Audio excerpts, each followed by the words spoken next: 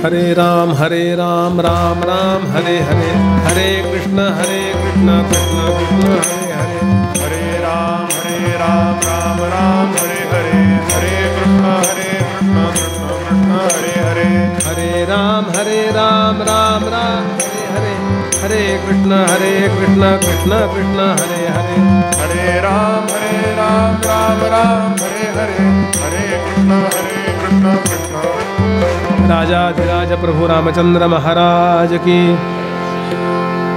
श्री भगवान उवाच श्री भगवान वाच ज्ञानं परमगुह्यं मे, ज्ञानं परमगुह्यं मे, यद् विज्ञान समन्वितं, यद् विज्ञान समन्वितं, रहस्यन्तदङ्गं च सरहस्यन्तदङ्गं च गृहाण गदितं मया, गृहाण गदितं मया, यावानहं यथा भावो, यावानहं यथा भावो, यद्रूपगुणकर्मकः, यद्रूपगुणकर्मकः, तथैव तत्त्वविज्ञानं, तथैव तत्त्वविज्ञानम्, अस्तु ते मदनुग्रहात्, अस्तु ते मदनुग्रहात्, अहमेवासमेवाग्रे, अहमेवासमेवाग्रे, नान्यद्यत् सदसत्परं, पश्चादहं यदेतच्च यो वशिष्येत सोऽस्म्यहम्,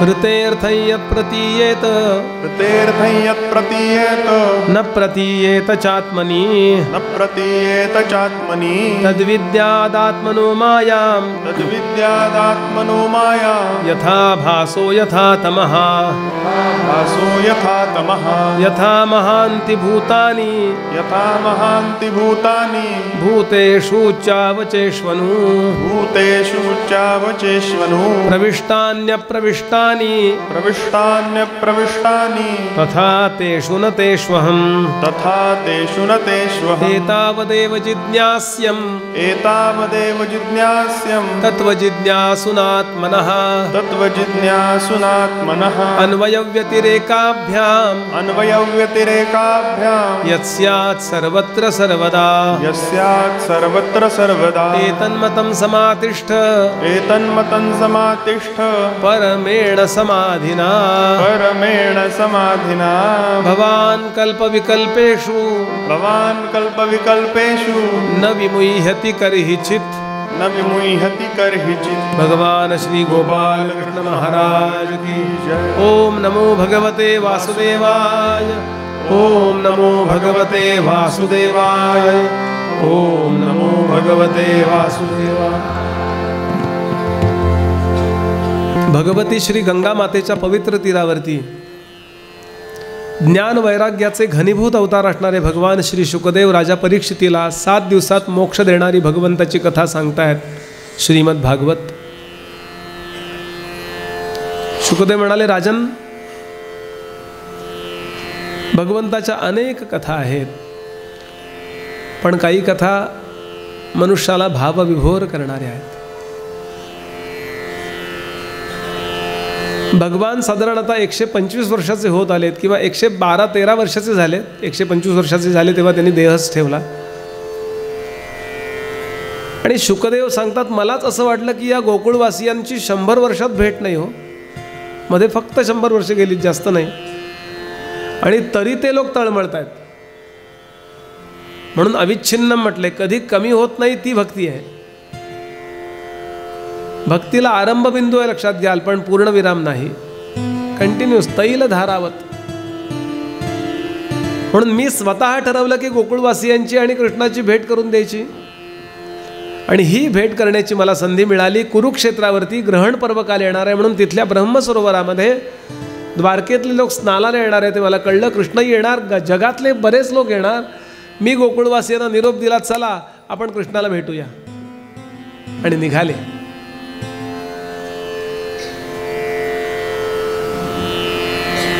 बैलगाड्या तयार आहेत आणि हजारो लोक गोकुळातून निघाले। त्यावेळेला गायींचं आयुष्य सुद्धा हजारो वर्षाचं आहे बरं, त्यावेळेला माणसाचं आयुष्य 10,000 वर्षाचं सांगितलं। एक एक युगात एक एक शून्य कमी होत गेलं। पहिल्या युगामध्ये इतकी आपली लाईफस्टाईल चांगली होती की माणसं लाख वर्ष जगायची, मग 10,000, मग द्वापारयुगामध्ये 1000 आणि कलियुगामध्ये सगळं व्यवस्थित वागलं तर 100. कसा तरी जिवंत आहे असं नाही बरं, फिट अँड फाईन. हा 70 पर्यंतम यौवनम म्हणून सांगितलंय. 70 वर्षापर्यंत मनुष्य तरुणच पाहिजे. 16 वर्षाच्या मुलासारखा पळायला पाहिजे असं एकूण. आणि हे गोकुळवासी निघाले, कृष्ण भेटणार आहेत, कृष्ण भेटणार आहेत, कृष्ण भेटणार आहेत. हजारो लोक निघाले आणि गोकुळ सोडलं त्यांनी. आणि एकदम गगनापर्यंत धुरळा उडेल असं कोणीतरी धावत येत आहेत राक्षस भिक्षस असा भास झाला म्हणून सगळे लपले. कोण येत होतं? ज्या वासरांना कृष्णाने राखलं होतं त्या गायी झाल्या होत्या. आता त्यांना बांधलेलं होतं म्हणून दोऱ्या तोडून नाकातनं त्यांच्या गळ्यातनं असं रक्त वाहत होतं काचून. आणि सगळे लोक आलेल्या पाहिल्या त्या गायी. आणि त्या गायींच्या डोळ्यामध्ये असं होतं की आम्ही कृष्णाच्या कोणीच नाही का? आम्हाला नाही नेणार?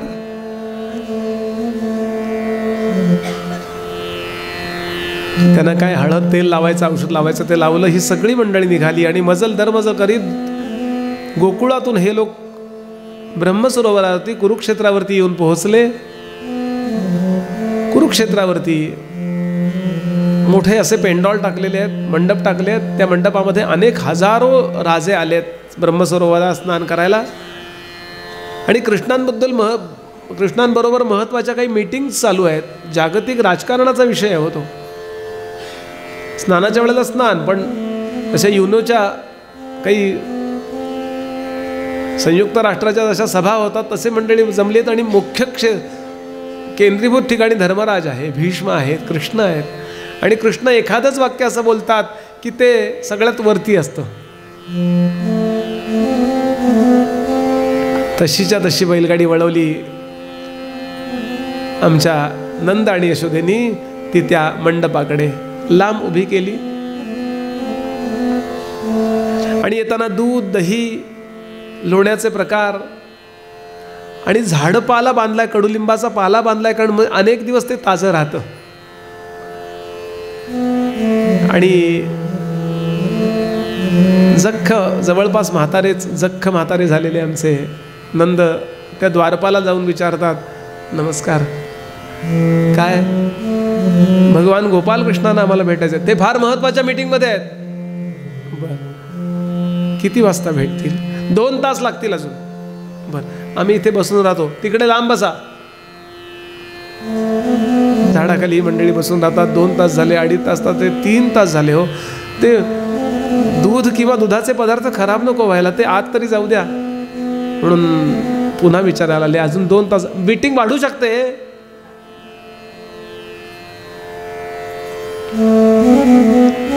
अगं जरा मीटिंग वाढली आहे वाटतं त्याची.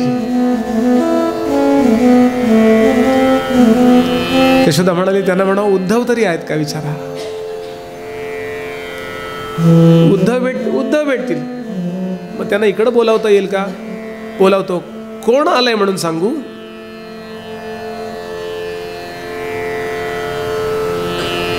ज्या नंद बाबाच्या मांडीवरती भगवान बालपणी खेळलेत तो नंद सांगतो, गोकुळाहून कोणीतरी आलंय म्हणून सांगा.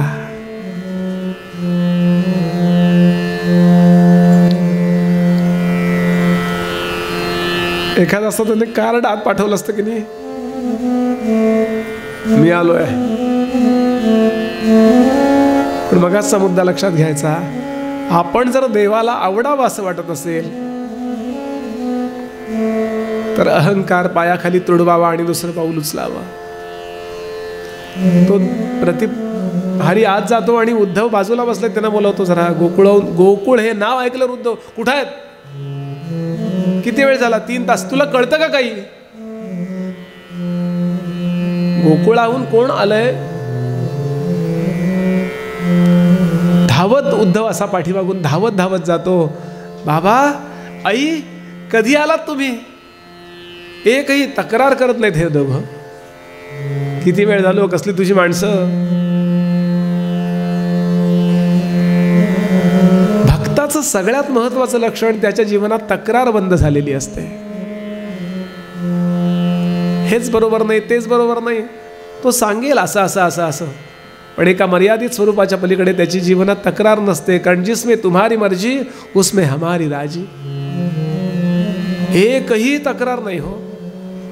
उद्धव मधूनच धावत येतात, सगळ्या सभेकडे मुख करतात आणि सांगतात मीटिंग बरखास्त. VIP चे VIP लोक आलेत, भगवंताचे बालपणीचे, ज्याला बालपणी सांभाळला असे आलेत. त्याचा हात धरला आणि सांगितलं कृष्णा किती महत्वाचा विषय असो चल. अरे यशोदा आई साहेब आल्यात, नंदबाबा आलेत आणि जवळपास ओढतच कृष्णाला घेऊन गेला. काय उद्धव असेल, त्याला कशाला किती महत्व द्यावं याचं अत्यंत गांभीर्यानं आतमध्ये ज्ञान आहे. कृष्णाने पाहिलं, आई चरणावर मस्तक ठेवायला गेला, त्याला घट्ट धरला यशोदेनी, अश्रूंचा अभिषेक केला मस्तकावर त्याच्या. पेंद्या आला, व्रजा आला, वाकड्या आला, तनसुक आले, मग सगळ्यांनी कृष्णाला असं घट्ट मिठी मारली सगळ्या बाजूनी. एका पाराखाली बसलेत, पारकट्ट्यावरती झाडाखाली. यशोदेला सांगितलं आई इथे बस, आणि कृष्ण चक्क तिच्या मांडीवरती डोकं ठेवून निजला.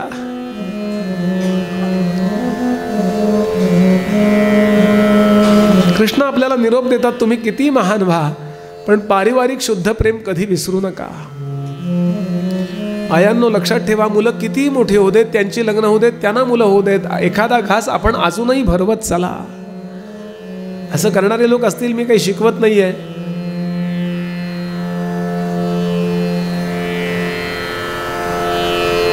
पारिवारिक शुद्ध प्रेम हा परमार्थाचा पहिला पाया आहे. ज्याला हेच नाही जमत तो ते काय करणार.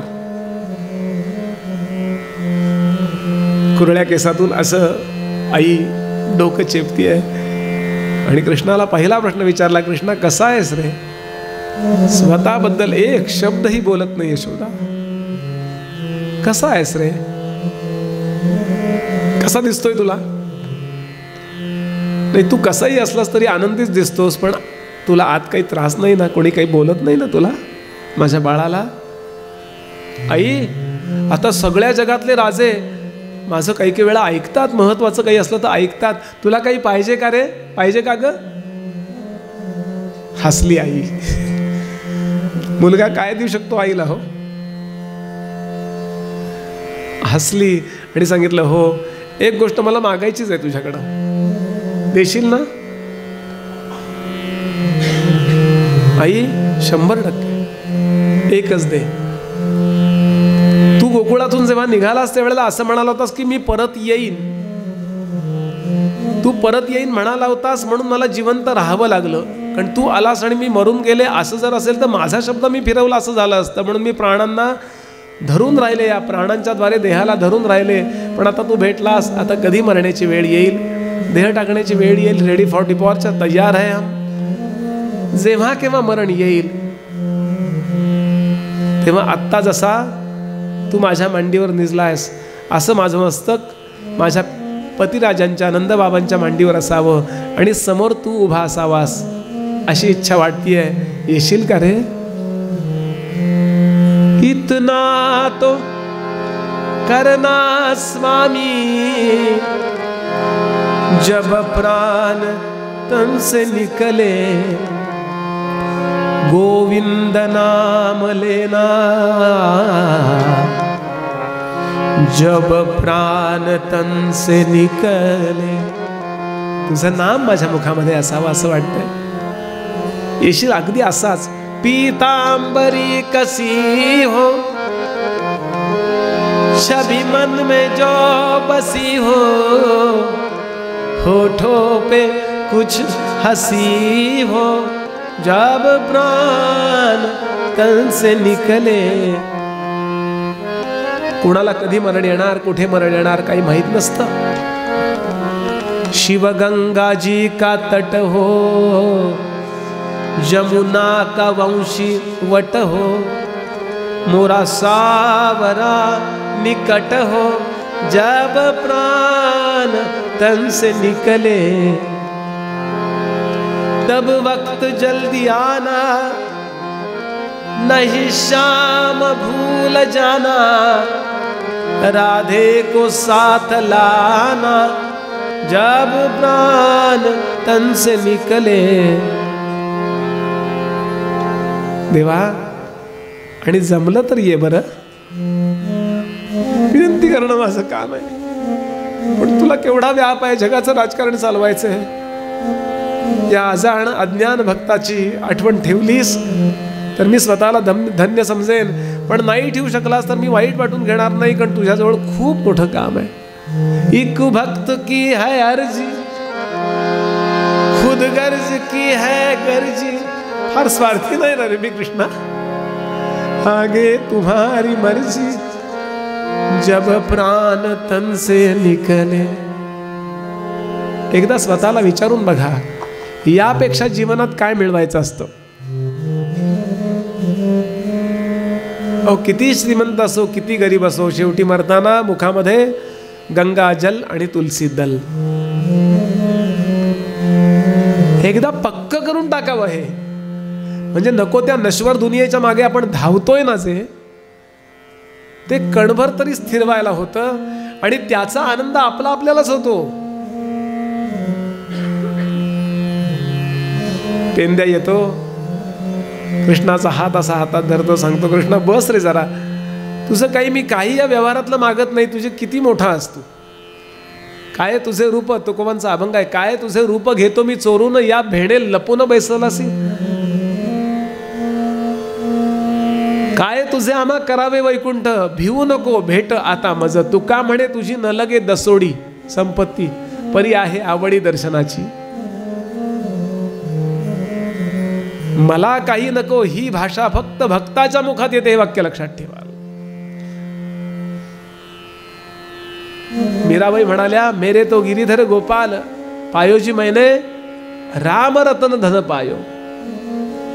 अरे असं धन मला मिळालंय, खर्चे न फुटे चोर न लुटे, दिन दिन वढत ही जाय. भगवंताच्या भक्तीचं धन मिळवण्याचा कणभर तरी प्रयत्न करा, कारण हा देह टाकल्यानंतर सुद्धा ते बरोबर येणार आहे. बाकीचं मिळवलेलं धन इथेच राहणार आहे. हो कबीर सांगतात, लाख कमाओ सोना चांदी और मोती, लेकिन कफन को जेबे नहीं होती. जे माझ्या बरोबर येणार आहे ते हे भगवंताचं प्रेम येणार आहे, भगवंताचं नाम येणार आहे. भगवंताकरता केलेलं जे जे काही असेल तेवढंच फक्त. आणि विशेष म्हणजे आपण ज्यांच्यावर प्रेम करतो ना, त्यांना सुद्धा त्या आपल्या भक्तीचा उपयोग होणार आहे, वाया नाही जात. मी जर माझ्या मुलावर प्रेम करत असेल तर माझी भक्ती वाया नाही.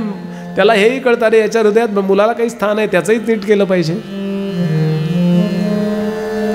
नकारात्मक विचार करू नका. फक्त आपल्याबरोबर नाही, आपण ज्यांच्यावर प्रेम करतो किंवा आपल्यावर ज्यांची जबाबदारी असते त्यांच्याकरता सुद्धा भगवंत करतो, कारण त्याला माहिती आहे की याचे कोण कोण आहेत, याच्यावर प्रेम करणारे कोण कोण आहेत. अतिशय सुंदर अशी कथा. 6 महिने सहवास मिळालाय, आणि या 6 महिन्यात त्या गोकुळवासियांनी एकही वाक्य कृष्णाला टोचून बोलले नाही. आलं नाही एकदाही, मोठा झाला झाली, फार भाव खातोस, ही प्रेम नसल्याची वाक्य आहेत. काय दिसलं कृष्णांना? उण्यापुऱ्या 100 वर्षानंतर या यशोदेच्या अंतःकरणात तेवढीच तळमळ, नंदबाबाच्या अंतःकरणात तेवढाच भाव, तशी राधा, तसा पेंद्या, जराही बदल नाही. हो गुणरहितम कामना रहितम काल पाहिलंय, पण त्याचा उल्लेख मुद्दाम करतो इथे. आवृत्ती दोष पत्करून प्रेमाची 6 लक्षणं: गुणरहितम कामना रहितम अविच्छिन्नम प्रतिक्षण वर्धमानम सूक्ष्मतरम अनुभव स्वरूपम. म्हणून देवर्षी नारद सांगतात, भगवंताच्या भक्तीबद्दल आठवायचं झालं तर दोघांना आठवा. एक हनुमंतांना आठवा, नाहीतर गोपींना, गोकुळवासियांना, यथा व्रज गोपिकानाम. त्यानंतर अध्याय येतात कृष्णांच्या 16,108 स्त्रियांची आणि द्रौपदीची चर्चा येते की माझं लग्न कसं झालं, माझं लग्न कसं झालं. खूप सविस्तर आहे कथा. यानंतर भृगूंनी वेदस्तुतीचा अध्याय येतो. नंतर भृगूंनी तिन्ही देवांची पाहिलेली परीक्षा हा अध्याय येतो. 90व्या अध्यायात, 10व्या स्कंदातल्या 90व्या अध्यायात कृष्णांची पूर्ण कथा संक्षेपानं सगळी पुन्हा येते आणि 10वा स्कंद समाप्त होतो. 11वा स्कंद सुरू झाला.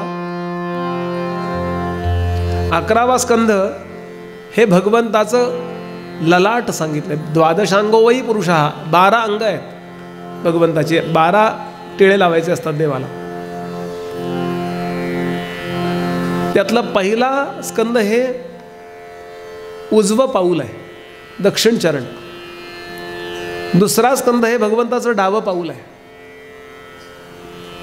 असं वरती वरती वरती वरती येतात. 10वा स्कंद हे भगवंताचं हृदय आहे आणि 11वा स्कंद हा भगवंताचं ललाट आहे. त्याच्या डोक्यात काय चाललंय? प्रेम हृदयात राहतं आणि विचार बुद्धीत राहतो. त्याची सुद्धा बुद्धी दाखवायची पद्धत काही आहे की नाही असं म्हणतो आपण, ते त्याचं मस्तक. म्हणून 11वा स्कंद फार महत्त्वाचा आहे. म्हणून एकनाथ महाराजांनी बाकी नाही 12 स्कंदावर लिहिलं. या 12 पैकी एका 11व्या स्कंदावरती नाथांनी टीका लिहिली, एकनाथी भागवत. सगळी फिलॉसॉफी आहे, सुंदर. पण त्यातला पहिला अध्याय हा वैराग्याचा आहे. वैराग्य म्हणजे मला या जगाची नश्वरता लक्षातच आली पाहिजे, याकरता अध्याय येतो. यादव कुळाला झालेला शाप. कृष्णांच्याही नातेवाईकांना, सांबामुळं, जांबवतीचा मुलगा सांब, ही सगळी मंडळी जंगलात गेली आउटिंगला आणि तिथे मोठे डीजे लावून नाचत आहेत. आत्ताच्या भाषेत कळायकरता सांगतोय. आता एकांत भंग पावला. तिथे नारद, दुर्वास इत्यादी अनेक ऋषी तपाला बसले होते. ते अजून आत निघाले. पण जो साधक आहे त्याला एक शांतता लागते बरं का. 50 आवाज नको वाटतात त्याला, म्हणून तो जंगलात राहतो. जंगलात राहायचं कारण काय? वृक्षवल्ली आम्हा सोयरी, मनचरे पक्षीही सुस्वरे आळविती, येणे सुखे रुचे, एकांताचा वास नाही, गुणदोष अंगा येते. म्हणून जंगलात राहतात हे टपी. अजून आज चालले. आता या यादवांच्या कार्ट्याने त्यानं कुठे चालला? त्यांचे ते चाललेत, काही कटकट घ्यायची गरज आहे का? आमचं नाटक आहे थोड्या वेळानं, तुम्ही बघायला येता? नारद म्हणाले आम्ही लोकांनी नाटक बघायचं नसतं. का? त्याचं कारण म्हणाले त्या नावातच आहे ना. टक लावून बघायचं नाही, ते ना, तेच नाटक. तेच टक लावून बघतात माणसं. सिरियल्स ती मध्ये जाहिरात आहे म्हणून जरा सुटका तरी आहे.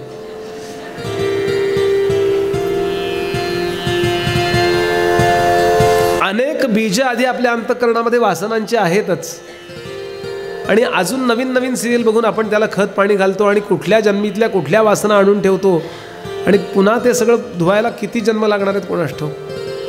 म्हणून खरा प्रामाणिक साधक आहे ना, तो आपल्या संपूर्ण जीवनाला एक रुटीन बसवून घेतो. मी काय करीन आणि काय करणार नाही. उगाच आपलं सगळे करतात तसं नाही. मी साधक असेल तर माझ्या जीवनाला एक विलक्षण शिस्त पाहिजे.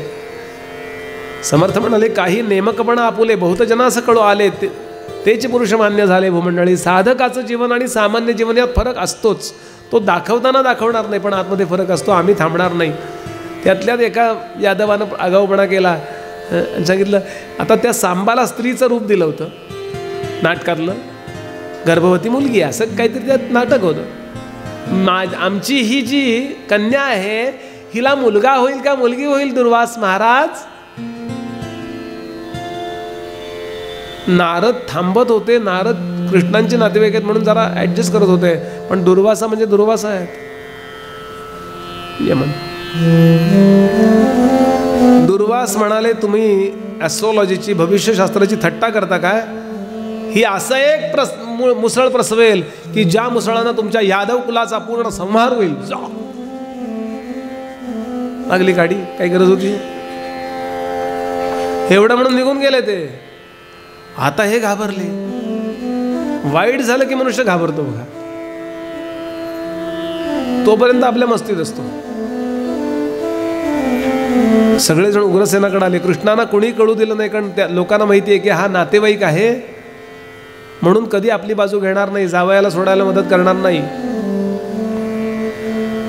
वाईट ते वाईटच, नात्याची बाजू घेणारे नव्हते हो भगवान, ते सत्याची बाजू घेणारे होते. पण कृष्णांना कळूच दिलं नाही त्यांनी. आणि ते उग्रसेनाकडे आणलं आणि खरंच तिचं पोट सोडून पाहिलं तर खरंच असं इथून इथपर्यंत असं 1.5 फुटाचं असं मुसळ आणि त्याला लोखंडाची एक कड रिंग अशी बसवलेली. दुर्वासांच्या शापामुळे ते प्रकट झालं. उग्रसेनाने कोणाला कळू दिलं नाही, कृष्णाला कळू देऊ नका म्हणले, ते आपली बाजू घेणार नाही. त्याचा बारीक चुरा करून समुद्रात बुडवला, पण समुद्राने तो स्वीकारला नाही. तो तीरावरती असा असा लावला आणि त्या तीरावरती ज्याला बाण आहेत अशा वनस्पती उगवल्या. आता तिथे व्याध जेव्हा ते आले, कोळी लोक आले, त्यांनी पाहिलं अरे अशी वनस्पती आम्ही पाहिलं नाही, हे आयते बाण आहेत. म्हणून ते लक्षावधी बाण त्यांनी तोडले आणि द्वारकेत नेऊन विकले. ते यादवांनी वेपन्स ती, आणि नंतर युद्ध झाले. शेवटचा अध्याय 31वा आहे 11व्या स्कंदातला. एकमेकांच्या मध्ये ते बाण मारले आणि सगळेजण मेलेत. ती जी कडं होतं ते समुद्रात टाकून दिलं उग्रसेनानी. ते एका मासळीनं गिळलं. ती मासळी एका कोळ्याच्या जाळ्यात अडकली. ती मासळी त्याने घरी नेऊन कापली. ते लोखंडाचा असं छान कडं, अरे म्हणे हल्ली असं पोलाद मिळत नाही म्हणून त्याचा बाण तयार केला. तो बाण कृष्णांच्या पायाला व्याधानी नंतर मारला आहे. याचा अर्थ कळला का? 11वा स्कंद पुढं वैराग्य जे आहे ना, पुढं जे वेदांत आहे ना, तो वेदांत पचवायचा असेल तर जीवनात ही गोष्ट पक्की लक्षात ठेवा. सगळं तुम्ही जमवा, सगळं काही करा, पण रामराय लक्ष्मणाला सांगतात, तिथला प्रसंग आहे, मी ते फक्त पद इथं वापरतो. अंत उन्नतीचा पत्नी होई या जगात, सर्व संग्रहाचा वत्सा नाश हाच अंत. वियोगार्थ मिलन होते नेम हा जगाचा, पराधीन आहे जगती पुत्र मानवाचा, दोष ना कुणाचा. ज्या पक्क्या हुणगाठी बांधून ठेवायच्या, सगळ्यांकरता सगळं करा, मिळवा, अमुक करा, एन्जॉय करा, नकारात्मकता नको वगैरे वगैरे, पण त्याबरोबर ही गोष्ट लक्षात ठेवा की केव्हा ना केव्हा हे सगळं नाहीसं होणार आहे. म्हणून त्याचीही तयारी करून ठेवा. जगाशी होणारा वियोग हा जर अनिवार्य आहे, त्याची काही तयारी कराल की नाही, हे सांगणारी ही कथा आहे. यानंतर भगवान नारदांना प्रेरणा देतात, सांगतात, देवा नारदा, माझ्या आईवडिलांना जाऊन उपदेश करा, पण देह टाकण्यापूर्वी त्यांचं कल्याण झालेलं मला बघायचं आहे. अतिशय पवित्र आहेत वसुदेव देवकी. भगवंतांनी यांच्या घरी जन्म घ्यावा इतके पुण्यवान आहेत, तरी साक्षात्कार वेगळाच असतो. आणि नारदांनी तिथे जाऊन एक सुंदर कथानक सांगितलंय. ते कथानक म्हणजे निमी आणि अवधूत संवाद. ते कथानक आणि निमी आणि नवयोगेश्वर संवाद, क्षमा करा, यदू आणि अवधूत संवाद नंतर आहे. निमी नावाचा राजा, जो मिथिलेचा राजा आहे, जनक म्हणतो ना आपण त्याला, जनक हे आडनाव आहे. शिरध्वज जनक, कुशध्वज जनक, निमी जनक. या निमीच्या राजसभेमध्ये अचानक 9 जण आले. कोण कोण आहे त्यांची नावं? कवी, हरी, अंतरिक्ष, प्रबुद्ध, पिप्पलायन, आविर्होत्र, द्रुमिल, चमस आणि करभाजन असे 9 जण आले. अचानक आले, न बोलावता आले. इतका आनंद झाला त्याला की अरे या जगामध्ये सगळंच्या सगळं तुम्हाला मिळेल, पण सत्संग मिळणार नाही बरं. तात मिले पुनि मात मिले, सुत भ्रात मिले, युवती सुखदायी, राज मिले गजराज मिले, सब साज मिले, मन वांछित पाही. लोक मिले, सुरलोक मिले, परलोक मिले, बैकुंठ ही जाई. कभी गंग कहे सुन शाह अकब्बर, संत समागम दुर्लभ भाई. संत वाटेवर पडले नाही तो, फार भाग्याने सत्संग मिळतो. आणि तो सांगतो, महाराज दुर्लभो मानुषो देहो देहिनां क्षणभंगुरः, तत्रापि दुर्लभम मन्ये वैकुंठ प्रिय दर्शनम. माझं भाग्य आहे की या मानवी देहात मी आलो, मला भगवंताची कृपा व्हावी असं वाटलं, आणि ती कृपा करणारे संत माझ्याकडे स्वतःहून आले. पाद्यपूजा केली, हात जोडून उभा राहिला आणि सांगितलं, महाराज मी काही प्रश्न विचारले चालतील का? 9 प्रश्न विचारलेत, 9 योगेश्वरांनी 9 उत्तरं दिली आहेत. परमार्थ यापेक्षा वेगळा असतो का बघा. पहिला प्रश्न आहे, महाराज असं सांगा आम्हाला, खरा भगवत धर्म कुठला?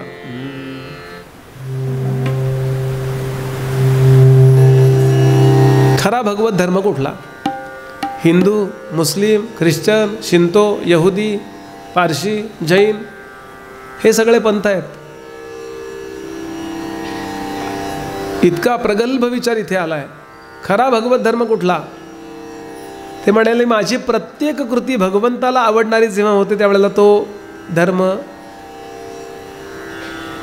भगवत धर्म होतो, म्हणजे भगवंताचा धर्म. रत्नागिरीजवळ पावस नावाचं क्षेत्र ज्यांच्यामुळे प्रसिद्धीला आलंय, इथे स्वामी स्वरूपानंद नावाचे सत्पुरुष होऊन गेले. त्यांनी याच्याकरता एक छान अभंगच लिहिलाय. म्हणाले, देवा माझ्याकडून असंच बोलणं यावं ज्यामध्ये तुझी स्तुती आहे, माझ्याकडनं असं चालणं व्हावं ज्या प्रदक्षिणा ठरवत तुला. बोले न ते हो वो तुझे चिस्तवन, बोले न ते हो वो तुझे चिस्तवन, बोले न ते हो वो तुझे चिस्तवन.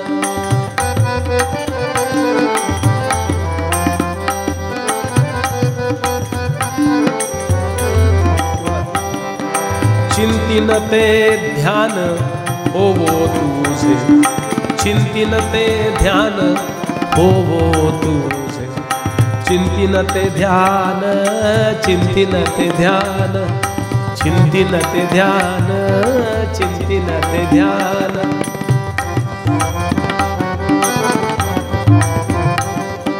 चिंतिन ते ध्यान होवो तुझे, चिंतिन ते ध्यान होवो तुझे, चाले न ती होवो तुझ प्रदक्षिणा, चाले न ती होवो तुझ प्रदक्षिणा. करीन भोजना नैवेद्य तू, करीन भोजना नैवेद्य तू. घडे जो व्यापार तीच तुझी पूजा, घडे जो व्यापार तीच तुझी पूजा. होवो केशी राजा स्वामी म्हणे, होवो केशी राजा स्वामी म्हणे. बोले न ते होवो तुझे चिस्तवन, बोले न ते होवो, बोले न ते.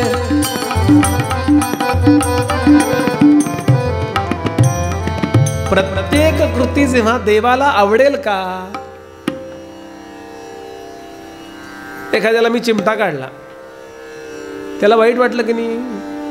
पर तो चिमटा काही तेव्हा चांगलं होण्याकरता काढलाय का? बा एखादा डॉक्टर पोट फाडतो, काही त्यातलं गाठबीट काढून टाकून त्याची तब्येत चांगली करतो, तेव्हाही वेदनाच होतात, पण ते त्या वेदना त्याला बरं वाटण्याकरता असतात.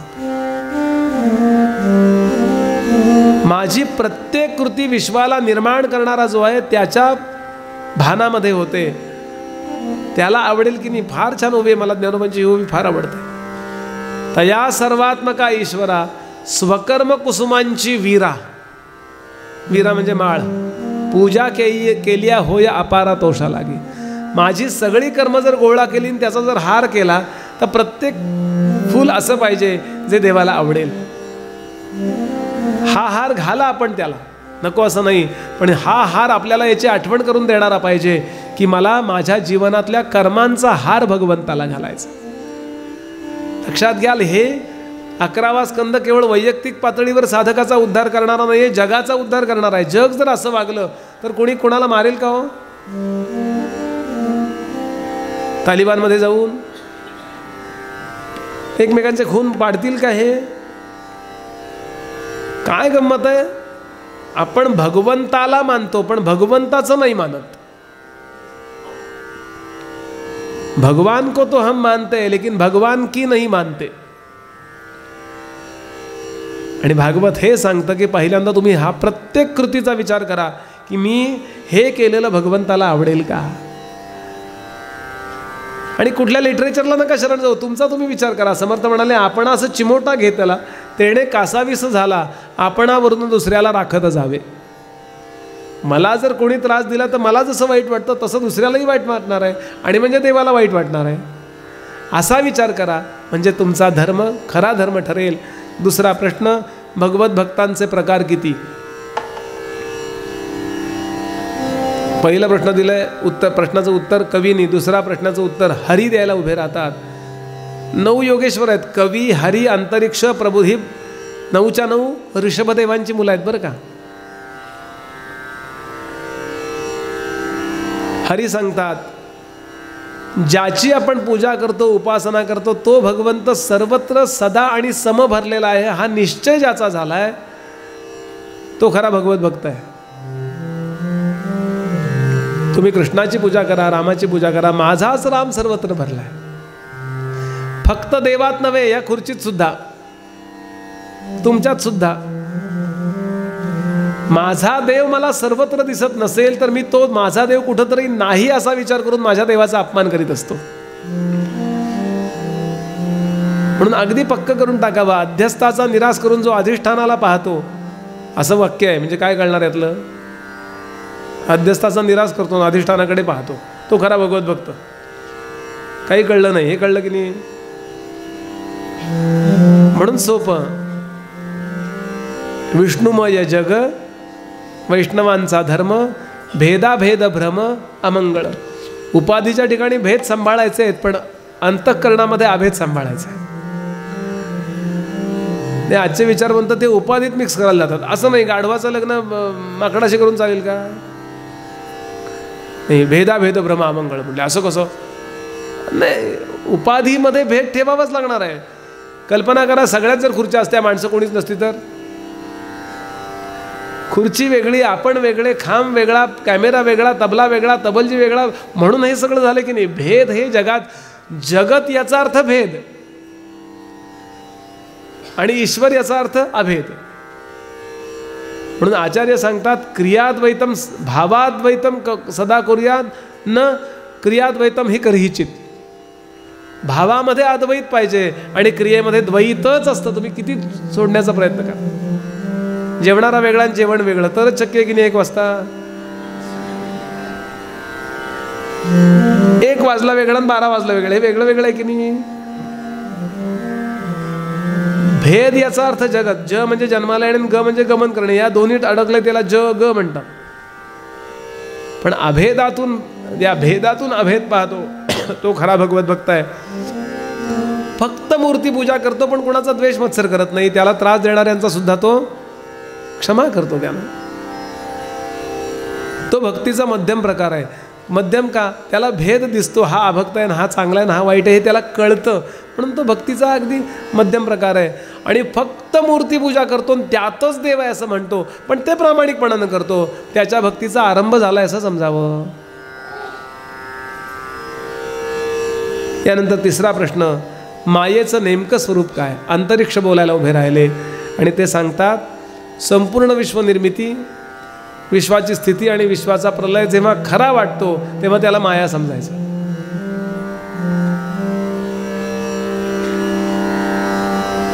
मोहित होणं जिथे सुरू आहे ना, तिथे मायेचा प्रभाव आहे समजायचं. तुम्ही किती गप्पा मारा, पण आता कॉफी बरोबर जर बटाटे वडे असते तर लगेच लोकांना बरं वाटलं. हे बरं वाटणं हा मायेचा प्रभाव आहे. मला काही ते कडू लागले नसते. बरं, आता मी आज बोलतो याचा अर्थ उद्याबद्दल बोलतच नाही. आम्ही जीवाचं विषयामध्ये गुंतणे जे आहे ना, हा मायेचा आपल्यावरचा प्रभाव आहे. चौथा प्रश्न, माया तरुण कसं जायचं? ही माया जिंकायची कशी? ते म्हणले, ज्यांनी जिंकली आहे त्यांना शरण जायचं. या कारणे ज्ञाता पाहावा, त्याचा अनुग्रहाचा व्यवस्थित विधी करा. हे आम्ही त्यांना गुरु मानतो, पण ते तुम्हाला शिष्य मानतात का? आमच्याकडं गडावरती श्रीधर स्वामी नावाचे सत्पुरुष होऊन गेले. म्हणजे 73 साली त्यांची समाधी आहे. म्हणजे मी तेव्हा 3 वर्षाचा होतो. मी त्यांना पाहिलेलं नाही आहे, पण मी 3 वर्षाचा असताना ते गेले. हे मी जेव्हा ऐकलं तेव्हा इतकं वाईट वाटलं. अरे, कुठून तरी काहीतरी त्या चरणावर जर घातलं असतं तर काम झालं असतं. तो खूप लोक सांगतात श्रीधर स्वामींना आम्ही पाहिलं श्रीधर स्वामींना आम्ही पाहिलं आहे. आमच्याकडे एक गडावर होते जनार्दन बुवा म्हणून, फार फटकळ होते, अत्यंत फटकळ, फारच भारी. म्हणजे मला इतकं आणि टॅलेंट होते, अतिशय हुशार होते. 100-100 किलोचं असं त्यांना कल्याणाचं काम दिलं होतं. त्या आम्ही काही हे केलं तर कल्याण कसं असेल असं. तर 10 वेळा ऐकलं त्यांनी श्रीधर स्वामींना आम्ही पाहिलं श्रीधर स्वामी. ते म्हणले श्रीधर स्वामींनी तुला पाहिलंय का?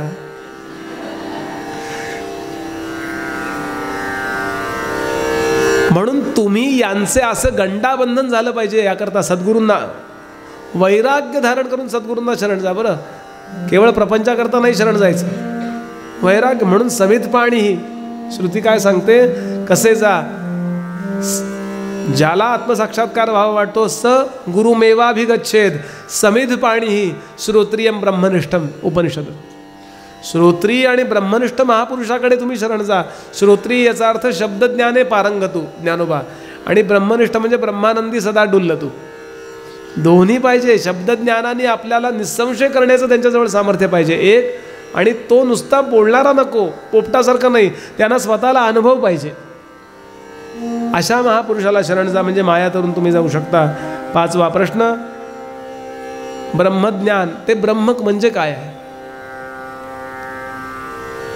पिप्पलायन बोलायला उभे राहिले आणि त्यांनी सांगितलं, जे वेगळेपणानं अनुभवता येत नाही त्याला ब्रह्म म्हणतात. आपण सगळं वेगळेपणानं अनुभवतो, जग वेगळेपणानं अनुभवतो. बघा, डोळ्यांनी पाहतो, कानाने ऐकतो, त्वचेने आपल्याला स्पर्श कळतो. जरा गारवा पडलाय हो इतर, हे कुणाला कळलं? स्पर्श ज्ञानाने कळलं. मस्त अत्तर आहे हो, कुठला आहे हा? गंध कशाने कळला? घ्राणेंद्रियाने कळला. मस्त झाली कॉफी. कशाने कळलं? रसनेंद्रियाने. म्हणजे आपल्याला जगताचा अनुभव जो येतो ना, ते जगत आपण अनुभवतो म्हणून जगतापेक्षा आपण वेगळे आहोत. बरोबर आहे? पण हा अनुभव ज्या ज्ञानेंद्रियानं आला, त्या ज्ञानेंद्रियानं आलेला अनुभव आपल्याला कळला की नाही? फारच गरम आहे कॉफी. फार गरम असणारी कॉफी जीभ जेव्हा पोळली, ज्या वेळेला जीभ चटका बसला, त्या चटका बसण्याचा अनुभव कुणाला आला? त्यांची जीभ पोळली, ह्याना अनुभव आला असा आहे का? ज्याला अनुभव आला जिभेचा, त्यानं तो जिभेचा अनुभव वेगळेपणानं घेतला म्हणून तो जिभेपेक्षा म्हणजे देहापेक्षा वेगळा आहे. बरोबर आहे? जगापेक्षा आपण वेगळे आहोत. देहरूपानं आपण जगाचा अनुभव घेतो, त्या देहात आलेला अनुभव आपण घेतो म्हणून देहापेक्षा आपण वेगळे आहोत. म्हणून म्हणतो ना, माझा हल्ली गुडघा खूप दुखतो, मला तिखट अजिबात चालत नाही, मला तिखट आवडतं. देहाचा अनुभव आतमध्ये घेतो. नुसता देहाचा अनुभव आतमध्ये आला का? नाही. देहाच्या आतमध्ये असणारं जे मन आहे, त्या मनाला त्या इंद्रियाच्या द्वारे विषय असा आहे हे कळलं. म्हणून मनाला कळलं. काय कळलं? असं असं आहे. कुणाच्या मनाला कळलं? ज्याच्या त्याच्या. माझ्या मनात काय चाललंय मलाच माहिती, तुम्हाला कळणारच नाही. मला कळते तुमच्या मनात काय चाललंय. 1 वाजता म्हणजे मनाचा अनुभव आपण घेतो म्हणून मन म्हणजे पण आपण नाही आहोत. लक्षात घ्या. विंगडसी आहे सगळं, भिन्न भिन्न आहे. थोडा इंग्रजीचा आधार घेतो. ऑब्जेक्टिव्हिटी अँड सब्जेक्टिव्हिटी यानेच आपण सगळं जग अनुभवत असतो. सब्जेक्ट म्हणजे मी आणि बाकी सगळं ऑब्जेक्ट. माझ्या बुद्धीत असा विचार आला, माझ्या बुद्धीने शेवटी ठरवलं. माझ्या मनात काय चाललं मला माहिती. माझे प्राण व्याकुळ झाले, मला चटका बसला जिभेला, मला काय माहिती एवढा मोठा हॉल आहे. म्हणजे जगताचा अनुभव मी घेतो, जगताचा अनुभव ज्ञानेंद्रिय घेतात, ज्ञानेंद्रियांचा अनुभव मी घेतो, ज्ञानेंद्रियाचा अनुभव मन घेतं, त्या मनाचा अनुभव मी घेतो. पुन्हा मनापेक्षा मी वेगळा आहे, देहापेक्षा मी वेगळा आहे, जगापेक्षा मी वेगळा आहे, बुद्धीपेक्षा मी वेगळा आहे. कारण आपण विचार करतो हे आपल्याला कळतं की नाही? कळतं का हो? ते म्हणले, बुवा मी विचार करतोय असं तुम्हाला वाटतंय का? शब्दरचनाच तुम्ही विचाराची केली आहे. म्हणून लक्षात घ्याल, बुद्धीला, मनाला, प्राणांना, ज्ञानेंद्रिय, कर्मेंद्रियांना आणि जगाला आपण अनुभवतो. या बुद्धीच्या असणारं जे आतमध्ये असणारं जे चैतन्य, ज्याला वेदांताच्या भाषेत म्हणतात कूटस्थ चैतन्य, या कूटस्थ चैतन्याचा वेगळेपणानं आपल्याला अनुभव येत नाही. माऊली म्हणाली, जय जय स्वसंवेद्या. हे ब्रह्मतत्व इंद्रिय गोचर नाही, ते मन बुद्धी वाणी यापासून अगोचर आहे. तेच मी आहे. ब्रह्म नावाचं तत्व मी आहे. या जगातलं या पूर्णच्या पूर्ण सगळ्याच्या सगळ्या शरीरामध्ये अगदी किडा मुंगी श्वापत सगळ्यांच्या मध्ये असणारं जे आत्मचैतन्याचं कारण, ते आत्मतत्व, त्याला म्हणायचं ब्रह्म, ते वास्तविक मी आहे. आणि चारी वाक्य हेच सांगतात ना, चार वेदांची. छांदोग्य सांगतं सामवेद तत्वमसी, ऋग्वेद सांगतो ऐतरेय प्रज्ञानम ब्रह्म, अथर्वणवेद सांगतो अहम ब्रह्मास्मी, आणि यजुर्वेद सांगतो अयम आत्मा ब्रह्म. ते लक्षात घ्याल. आपण कोण आहोत? आपण देह मन बुद्धी चित्त अहंकार यातलं काही नाही आहोत. या सगळ्याला चालवणारं जे चैतन्याचं कारण आहे ते आपण आहोत. आणि म्हणून त्याचा वेगळेपणानं अनुभव येत नाही. आपल्याला आपण वेगळेपणानं अनुभवू शकत नाही हो. ज्याला वेगळेपणानं आपण अनुभवतो ते आपण नसतो, म्हणून वेगळेपणानं अनुभवू शकतो. कळतंय का? मी अपमान करत नाहीये. जे लोक यात नाही जोडले गेले ते जोडले जावेत असा मुद्दा आहे. ज्यांना सवय आहे हे ऐकायची त्यांना काही प्रॉब्लेम येणार नाही. केव्हा तरी याचा विचार करून ठेवावा, आपल्याला गाढ झोप लागल्यानंतर आपण कुठे असतो. कळतं का? आपण सोलापुरात आहे का? इतकंच काय, कुणाचं प्रवचन चाललंय कीर्तन, कळतं का? गाढ झोप लागल्यावर मी सोलापुरात आहे का, पुण्यात आहे का, प्रवचनात आहे का, कीर्तनात आहे का, घरी आहे का, स्त्री आहे का, पुरुष आहे, या वयाचा आहे का, काय आहे, मला हे प्रॉब्लेम आहेत का, काही काहीही कळत नाही. काही कळत नाही हे कळतं की नाही?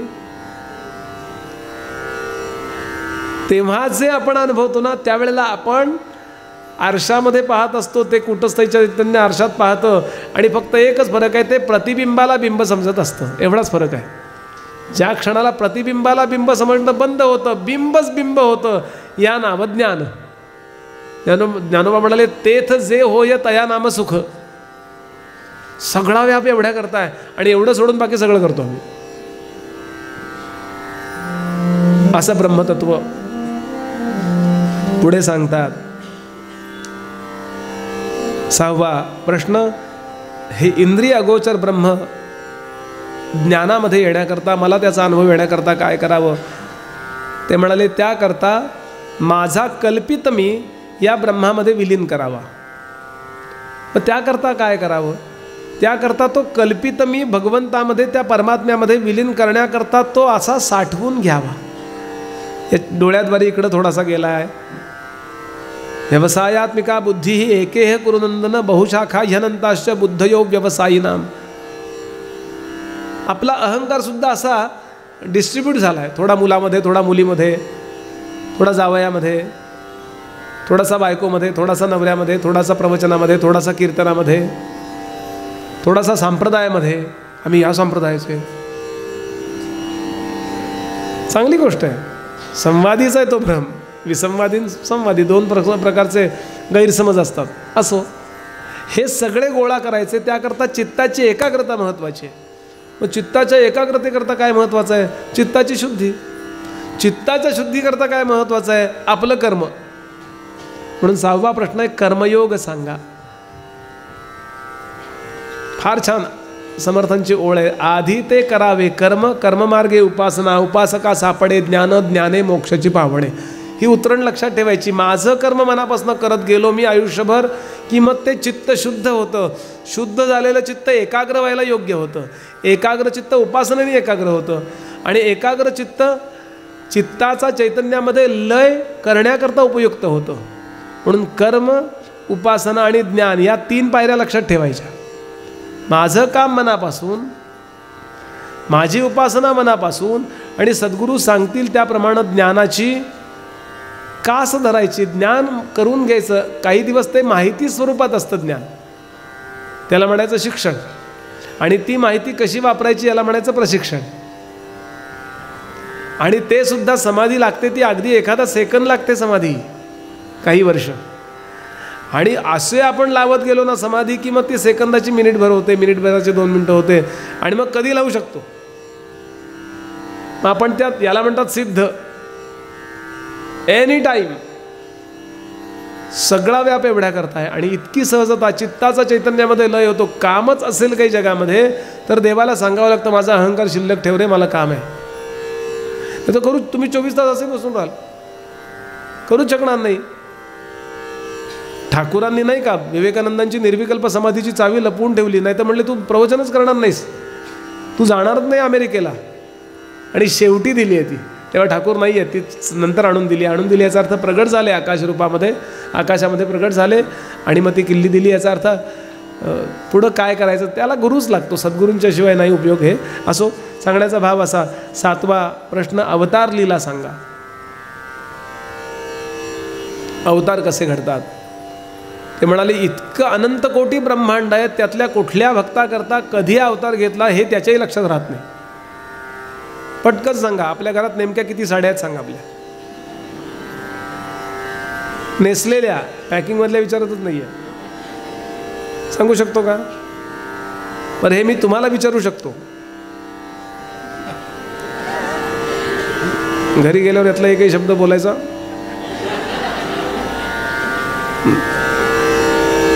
अरे आपल्या वस्तू आहेत पण आपल्याला काउंट करता येत नाहीत, मोजता येत नाही. तर अनंत कोटी ब्रह्मांडामध्ये असणारा परमात्मा कुठल्या भक्ताकरता कधी. बालकिल्य ऋषींची कथा येते इथे. इतके लहान होते ते बालकिल्य ऋषी. वासरापासून वासरू चाललं होतं, त्या वासराच्या पायाने तयार झालेला एक खड्डा होता चिखलाचा, त्यात पाणी साठलं होतं, त्यात ते पडले आणि बुडायला लागले. वासरू केवढे लहान असतं, इतके छोटेसे होते. त्यांना वाचवायला भगवंतांनी तेवढ्या वेळापुरता अवतार घेतला, त्यांना बाहेर काढला, अवतार समाप्त. असे किती अवतार असतील काय माहिती.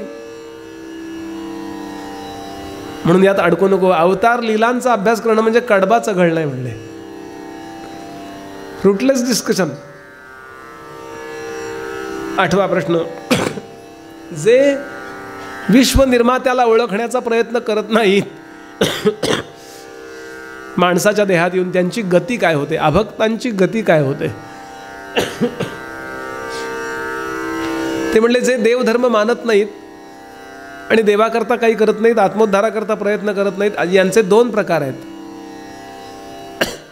ते मोहित झालेले आहेत, ते काहीतरी गृहीत धरतात आणि we do not believe in God किंवा वी बिलीव्ह इन गॉड असे दोन्हीमध्ये अडकलेले असतात. पण ज्यांना देवाबद्दल काही माहीतच नाही आहे त्यांना मूर्ख म्हटलंय. पण माहीत असून करत नाहीत त्यांना पढत मूर्ख म्हटलंय. एज्युकेटेड फूल म्हणायचं सॉक्रेटिस. शिकलाय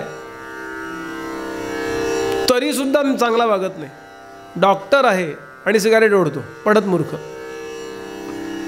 याला आयुर्वेदाने प्रज्ञापराध म्हटलंय. कळून सुद्धा अपराध करणारा प्रज्ञापराध करतो. आणि जास्त वाईट कोणाचा आहे? मूर्ख परवडला, पढत मूर्ख परवडत नाही. का? मूर्ख शहाणा होण्याची शक्यता असते हो. पढत मूर्ख त्याला ज्याला सगळं माहिती आहे ना तोच प्रॉब्लेमॅटिक आहे जास्त. लक्षात. आणि जगात जास्त कोण आहेत सांगा? मूर्ख कमीच आहेत. सगळ्यांना कळतं हो पहाटे नाम घ्यावं. मी तर तुम्हाला सांगतो, इतका वेळ मी प्रवचन करू शकतो नामाबद्दल, काही विचारू नका. लोकांना पहाट झाल्यावर काय वाटलं पाहिजे, इतकं नाम मी सांगू शकतो. पण मला पहाटे उठायला जमत नाही. मूर्ख, पढत मूर्ख. जमावं, महाराजांना प्रार्थना करून ठेवतो, निदान नाम तरी येऊ द्या एवढं म्हणतो. ते पहाटे येऊ द्या नाही तर दिवसा येऊ द्या. सांगण्याचा भाव असा की अशी वर्गवारी केली. आणि थोडक्यात हेतू हा आहे की शहाणं व्हा आणि स्वतःत बदल करा. 9वा प्रश्न, 4 युगांप्रमाणे भगवंताची 4 रूप सांगा. अगदी सोपं करून सांगतो, फार अवघड नको. भगवंताचं पहिलं रूप आहे भगवान दत्तात्रेय. यज्ञपात्र वगैरे वगैरे ते सांगितलंय त्रेतायुगातलं. भगवान दत्तात्रेय सोपं सांगतो. आणि हे चारी युगांना पुरून उरलेलं आहे. आजही दत्तप्रभू आहेत, दर्शन देतात. दुसऱ्या युगातलं रूप आहे भगवान श्री रामचंद्र, धनुष्य वगैरे दिलाय त्याच्यात. तिसऱ्या युगातलं रूप आहे भगवान श्री गोपालकृष्ण. आणि चौथ्या युगातलं रूप आहे पुंडलीक वरदा श्री ज्ञानदेव पंढरीनाथ माऊली. म्हणून पंढरपूरचा जो पांडुरंग आहे ना, ते आत्ता कलियुगातलं रूप आहे, आत्ता चालू असणारा अवतार आहे. केव्हा तरी दर्शन घेऊन यावं म्हणून वारीला जातात सगळे संत. गंमत म्हणून सांगतो जरा, मी असे अनेक लोक पाहिलेत, पंढरपूरच्या मंदिरात जाऊन बाहेर पडल्यावर प्रारब्ध बदलतो पांडुरंग, चमत्कारच घडवतो तो. म्हणून नियमाने आपण फार भाग्यवान होतो, इतक्या जवळ राहत आहे. आम्हाला तिकडून ठोठो करत यायला लागतं इतक्याला. माझे समर्थ दरवर्षी यायचे. समर्थ एकदा केव्हा तरी गेले असं आपण सांगतो नाही. समर्थांच्या बखरीत नोंद आहे, दरवर्षी मेथवड्याला पंढरपूरच्या जवळ त्यांचा आश्रमच आहे, चाफळून समर्थ निघायचे आणि समर्थांची दिंडी यायची. ते कार्य उभा श्रीराम आम्ही परवा म्हटलं होतं बघा. ज्ञानोबा तर यायचे, माझ्या जीवीची आवडी पंढरपुरा नेईन गुडी. नामदेव तर तिथेच होते. म्हणून तो संपूर्ण जगातला केंद्रीभूत चालू असणारा अवतार आहे. याच्यानंतरचा अवतार आहे कल्की. यानंतर वसुदेव देवकी यांचं कल्याण होतं नारदांच्या सांगण्याने. यानंतर पुढच्या अध्यायामध्ये वर्णन येतं की अनेक देवदेवता कृष्णांना भेटायला द्वारकेत येतात. इंद्र आहे, वरुण आहे, चंद्र आहे, कुबेर आहे, ब्रह्मदेव आहे, अनेक लोक येतात आणि सांगितलं देवा तुम्हाला इथं येऊन 125 वर्ष झाली, आता चला आम्हाला कंटाळा आलाय तिकडं, वैकुंठात चला. आपल्या आकाशगंगेमध्ये मी पहिल्या दिवशी सांगितलं होतं, ध्रुव लोकाच्या जवळ विष्णू नावाचा जो तारा आहे, विष्णू पुराणात हे वर्णन येतं. या ठिकाणी या पूर्णच्या पूर्ण ब्रह्मांडाची मुख्य व्यवस्था पाहणारे विष्णू नावाचं जे तत्व आहे ते तिथे आहे, त्याचं केंद्र तिथे आहे. तसा आहे तो व्यापनवती ते विष्णू आहे सर्वत्र, पण तिथे क्षीरसागरावर गेले आणि प्रार्थना केली म्हणतात ना. म्हणून हा देह विग्रह जो आहे तो एलियन थिअरी बघता की नाही आपण त्यांना एलियन्स म्हणतायत, आमच्या दृष्टीनं त्या देवता आहेत. एलियन्स पण असतील, काही राक्षस दैत्यही असतील, विलक्षण दैवी सामर्थ्य त्यांच्याजवळ आहे. आणि ब्रह्मदेव विश्वाला निर्माण करतो, विष्णू या विश्वाला सांभाळतो आणि भगवान शिव या विश्वाला योग्य वेळी नाहीसं करतात. का? पुन्हा नवीन निर्माण करण्याकरता. अशी सिस्टीम आहे. त्यातल्या विष्णूच्या त्या स्वर्गीय देवता येतात आणि सांगतात देवा हे विष्णू आपण कृष्ण रूपाने 125 वर्ष वावरलात, चला आता कंटाळा आला आम्हाला. खूप सविस्तर वर्णन आहे. भगवान म्हणले आलोच, व्हा पुढं. आणि यानंतर प्रभू निघणार हे उद्धवाला कळलं. उद्धवाला कळलं, उद्धव शरण जातात. उद्धवा संपूर्ण द्वारका कोसळणार आहे, ती समुद्रात बुडणार आहे. सज्जनांना ताबडतोब प्रभास क्षेत्री जायला सांग, जे ऐकतील ते वाचतील, नाहीतर एकमेकात युद्ध करून मरतील. उद्धवाने तसा निरोप दिला आणि चरणावर कोसळला. उद्धव सांगतो देवा मला घेऊन चला वैकुंठात. नाही, तू द्वारकेत राहू नकोस, मी ज्या भूमीचा त्याग केलाय तू तिथे राहू नकोस, परंतु तू माझ्याबरोबर येऊ नकोस, कारण या सगळ्या सद्विचारांचा प्रचार आणि प्रसार कोण करणार. आणि या ठिकाणी उद्धवानं चरणावर मस्तक ठेवलं. देवा मला शांतीचा बोध द्या. आणि उद्धव गीतेच्या अंतर्गत एक गीता येते, तिचं नाव अवधूत गीता. भगवान सांगतात परंपरेनं प्राप्त झालेलं माझ्या पूर्वजांना यदूंना जेव्हा कळलं की मला राज्य मिळणार नाहीये, ययातीने शाप दिला, राज्य मिळणार नाही याचं वाईट वाटलं, त्यापेक्षा मी वडिलांच्या मनातनं उतरलो याचं जास्त वाईट वाटलं. म्हणून थोडा फ्रस्ट्रेशनमध्ये वाईट वाटलेल्या अवस्थेत हा यदू नावाचा महान असा श्रीकृष्णांचा पूर्वज गिरनार नावाच्या पर्वतावरती जातो आणि त्या ठिकाणी 12,000 वर्ष तपश्चर्या ज्यांनी केली ते भगवान श्री दत्तात्रेय उर्फ अवधूत तपाला बसलेले असतात. त्यांच्या चरणावर मस्तक ठेवतात. यदूचे म्हणून यादव आहेत बरं का. यादव हा शब्द यदूपासून आलाय. हा यदू देवयानी आणि ययाती यांचा पुत्र आहे पहिला.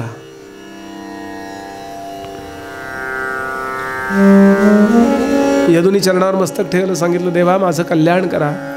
आणि भगवान दत्तात्रेय बोलायला लागले. आधी हसले, कशाचं वाईट वाटून घेतोस?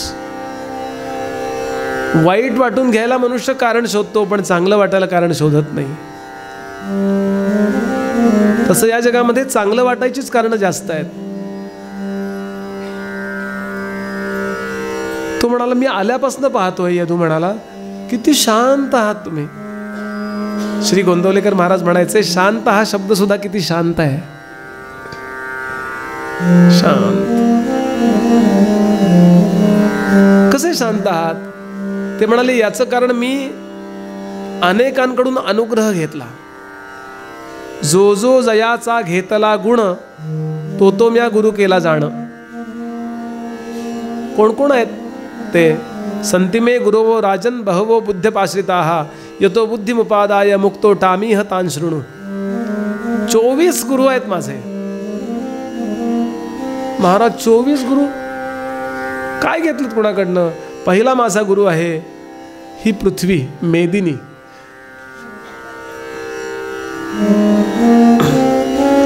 भूतैराक्रम्यमाणोपि धीरो दैववशानुगैः तद्विद्वान् ध्वान्न चलेन मार्गादन्वीक्षम क्षितेर्व्रतम.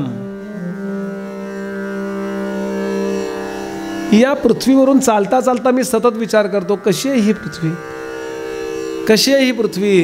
या पृथ्वीच्या अनेक नावापैकी एक नाव आहे क्षमा. भू आहे, वसुंधरा आहे, मेदिनी आहे, उर्वी आहे. क्षमा का म्हणतात तिला क्षमा? समर्थांचा याकरता 20व्या दशकात एक खास समास आहे, पृथ्वी निरूपण हेच त्याचं नाव आहे.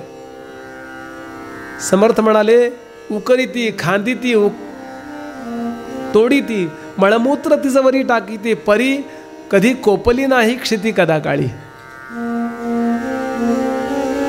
आपण पिकाव किंवा टिकाव मारतो त्यावेळेला थोडक्यात आपण तिला दुःख देतो की नाही. घर बांधताना आपण एवढं काय हल्ली ते JCB लावतात बघा, केवढा त्रास देतो तिला. पण ती विचार करते माझं लेकरू घर बांधतंय, राहू दे राहू दे. अहो आपण चालतो म्हणजे लाथाच मारतो ना मिनिटाला चालतो, याचा अर्थ. रागावली का कधी ती? तुम्ही प्रवचनात लाथ मारू नका, फक्त पुढं सरका म्हणा. एखाद्याला बटाटा एवढा डोळा करतो बघा तो. किती क्षमाशील. अवधूत सांगतात मी पावला पावलाला विचार करतो कशी आहे ही क्षमा. मी आनंदी असण्याचं महत्वाचं कारण माझी पहिली सद्गुरू आहे, पहिली गुरु आहे पृथ्वी, दुसरा गुरु वायू. हे तू म्हणाला महाराज वायूकडून काय शिकलात? वायूमध्ये 2 गोष्टी आहेत, एक अंतस्थ वायू आणि एक बहिर्वायू. प्राणवायू जो आहे ना त्याच्याकडनं मी संतुष्टता शिकलो आणि बाह्यवायूकडून मी अनासक्ती शिकलो. आपल्याला उदबत्तीचा गंध कोणामुळे येतो? तिकडं लावली उदबत्ती, वारा इथे आला. तिथली पलीकडं मुतारी आहे, तिथला वास कोणामुळे येतो? काय म्हणता तुमच्याकडं? घाण वास वायूमुळे आला की नाही. पण वायू असं कधी म्हणतो का नाही इथे जरा उदबत्ती ते इथेच जरा घोटाळूया? तो आपलं कर्म करतो आणि अनासक्त राहतो. तो दोन्हीमध्ये आसक्त नाही, लक्षात घ्या. सूक्ष्म विचार जरा. हे मला या वाऱ्याने शिकवलं. तिसरा गुरु आकाश. महाराज आकाशाकडनं काय शिकलात?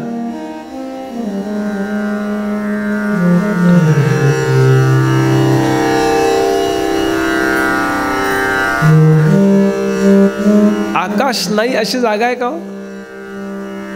एक प्रश्न विचारतो आपल्याला. कुठल्याही बिल्डिंगवर उभे राहा, अगदी वरती टॉपवर, किती उंच आकाश आहे हो? किती उंच आहे? ते म्हणले किती उंच म्हणजे फक्त आकाशच आहे, दुसरं काहीच नाही आहे, होय की नाही? असं आकाश इथे पण आकाशाचा अर्थ स्पेस लक्षात घ्या. आकाशाचा अर्थ निळं नव्हे.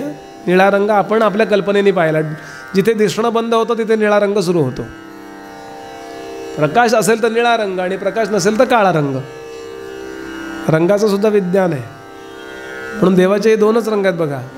घनश्याम हा दिसेल तेव्हा तो निळा आहे आणि दिसत नाही तो आंधळा काळा आहे. आपल्याकरता तो आंधळा, आपण आंधळे होतो त्याकरता. असं जे स्पेस, असं जे आकाश इथे आहे की नाही, याला म्हणतात मठाच्या आतला आकाश, मठाकाश. याच्या बाहेरचं आहे त्याला म्हणतात महदाकाश. आणि या तांब्यामध्ये आहे ते पाणी ओतून दिल्यावर जे अवकाश आहे त्याला म्हणतात घटाकाश. अशी 3 आकाश आहेत का?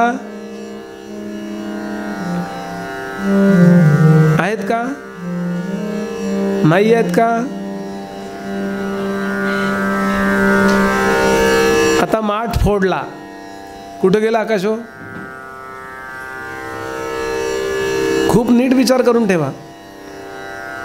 केव्हा तरी नवीन बिल्डिंग बांधायला ही बिल्डिंग तोडली, अजून म्हणले 2 मजले बांधूया, हे तोडली. याच्या आतला स्पेस गेला कुठं? नाही, तिथेच आहे म्हणले. मग त्याला कशाला मठाकाश म्हणलं मग अशी तुम्ही? चुकलो म्हणले आम्ही. तसं नाही म्हणत आहे. तुम्ही मगाशी जे म्हणालात ते तुम्हाला कळायकरता म्हणालात, त्याला कुठं काय माहिती आहे. म्हणून घटपटादी सगळ्या वस्तूंना व्यापून तो आतून निर्लेप आहे. अविनाशित्व आणि सर्वव्यापकत्व हे 2 सद्गुण परब्रह्माच्या जवळचे आहेत. म्हणून ज्याला परब्रह्म म्हणजे काय याचा विचार करायचा, त्यांनी आकाशाचा पुन्हा पुन्हा विचार करा. म्हणून म्हणतात गगन सदृशम. आकाश माझा गुरु आहे. यानंतर 4था गुरु पाणी. महाराज पाण्याकडनं काय शिकलात? शीतल आणि मधुर हे 2 गुण पाण्यामध्ये आहेत. तहान लागल्यावर बाहेरून आपण आलो, थकलोय भागलोय, अरे पाणी द्या म्हणले ते, बाकी सगळं नंतर. घटघट घटघट घटघट पाणी प्यायला, आता कळलं मला म्हणले पाण्याला जीवन का म्हणतात.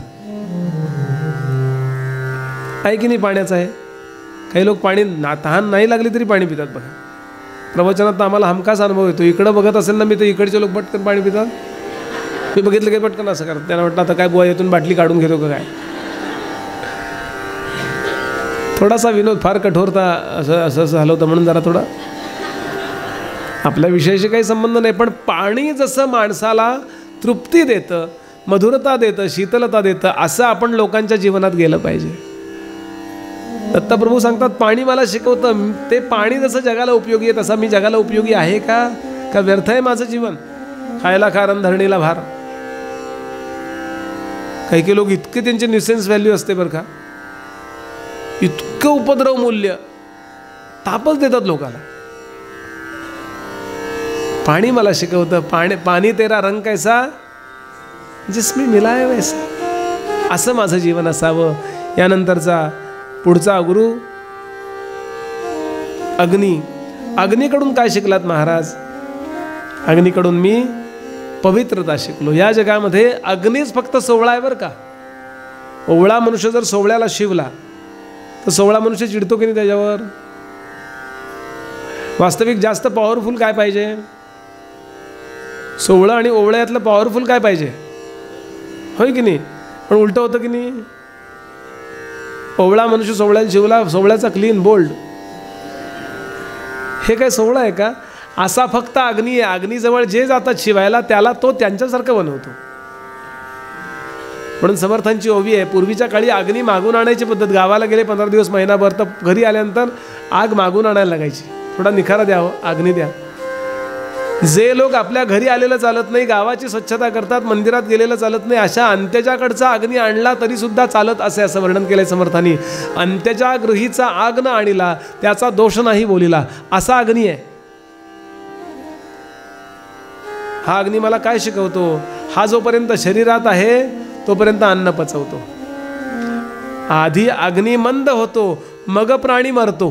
दासबोध.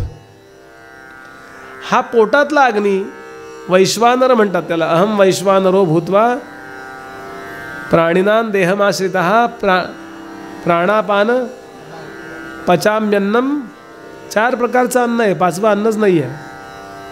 चोष्य, लेय, पेय आणि खाद्य. खाद्य म्हणजे चावून खायचे पदार्थ.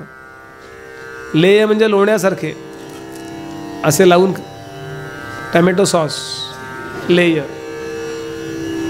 चोष्य म्हणजे चोखून खायचे पदार्थ, शेवग्याच्या शेंगा बिंगा नाही का असं.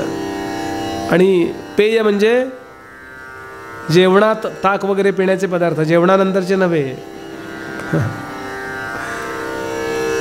हे कोण पचवतं? तर तो पोटातला अग्नी आहे, त्याचं नाव वैश्वानर नावाचा अग्नी. अग्नीची पण अनेक नावं आहेत. तसा ज्ञानाग्नी जो आहे तो आपली सगळी पूर्वकर्म जाळून टाकतो. हे मला हा अग्नी आठवण करून देतो. यथैधांसी गीता, यथैधांसी समिद्धोग्निर्भस्मसात कुरुते अर्जुन, ज्ञानाग्नी सर्व कर्माणि भस्मसात कुरुते तथा. म्हणून ज्ञानाग्नीची जोपासना करा, मिळवण्याचा प्रयत्न करा ज्ञान. हे मला या अग्नीने शिकवलं. यानंतरचा पुढचा गुरु चंद्र. चंद्राकडनं काय शिकलात? किती कमी जास्त झालं तरी कर्तव्य सोडू नये, हे मला त्यांनी शिकवलं. वास्तविक अमावस्येला चंद्र दिसत नाही की नाही,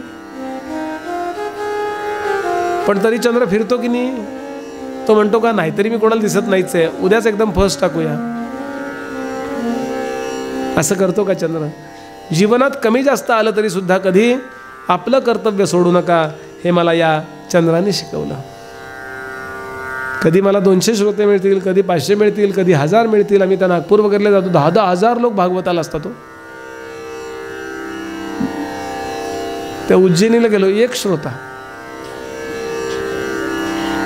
मी अगदी त्याची स्तुती करायला गेलो. तुमच्या रूपानं उज्जैनीश्वर, स्वतः महाकालेश्वर असं वाटतं, आलाय असं वाटतंय म्हणून मी कीर्तन, तो उठला निघून गेला.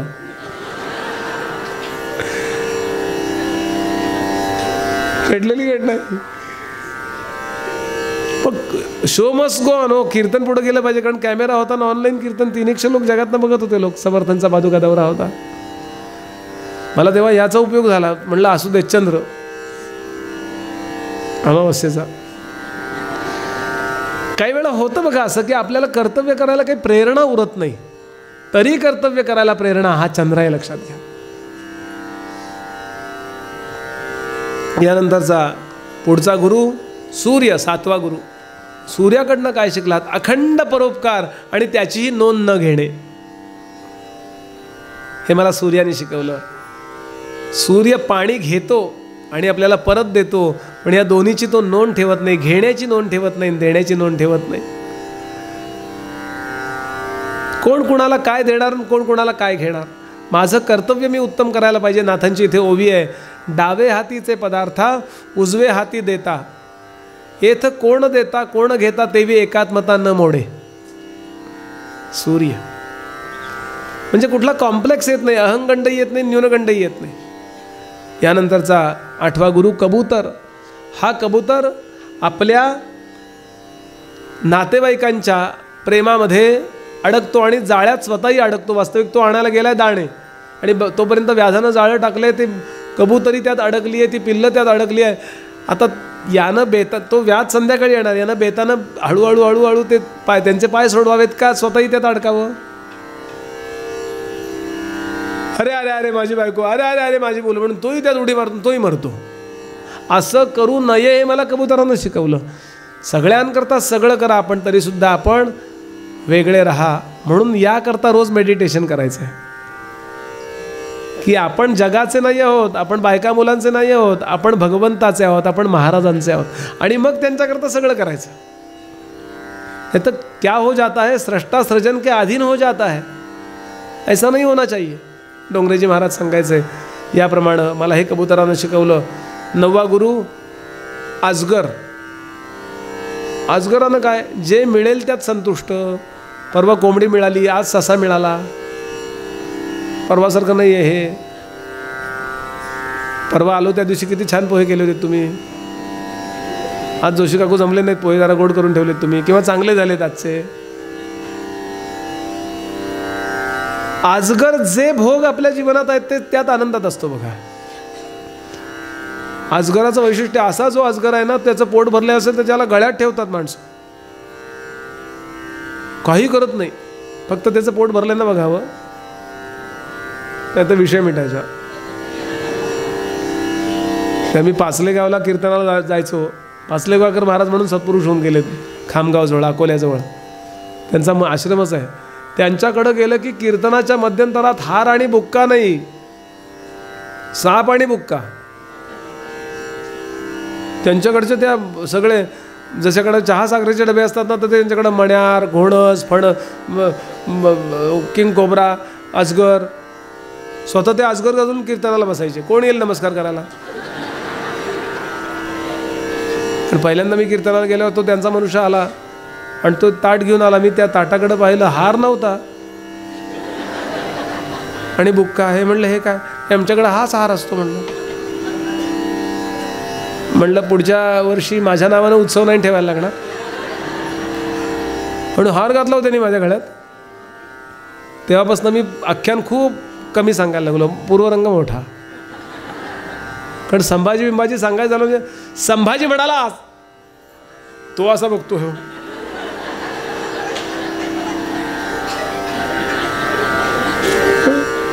थोडंसं जरा नॉर्मल होऊ द्या, परत पुढे जाऊया. अजगर हा माझा 9वा गुरु आहे. संतुष्टता मी अजगराकडनं शिकलो. यानंतरचा पुढचा गुरु आहे 10वा समुद्र. कितीही बाष्पीभवन घडो वा कितीही पाणी पडो, समुद्र आपली मर्यादा कधी सोडत नाही. जीवनात खूप येणार आहे, खूप जाणार आहे, तरी आपल्या मर्यादेत आपण राहिलं पाहिजे. खूप आले, भरपूर भरपूर जमिनीचे पैसे आले म्हणून स्कॉर्पिओ बिर्पिओ नवीन गाड्या घेतल्या, आता सगळं संपलं. आता किन्नर लोकांकडं, क्लीनर. हे कोकणस्थ लोकांकडनं शिकण्यासारखं असतं. कितीही श्रीमंत असो, आमच्याकडं देशस्थ म्हणजे येग साळून चौग लोळू.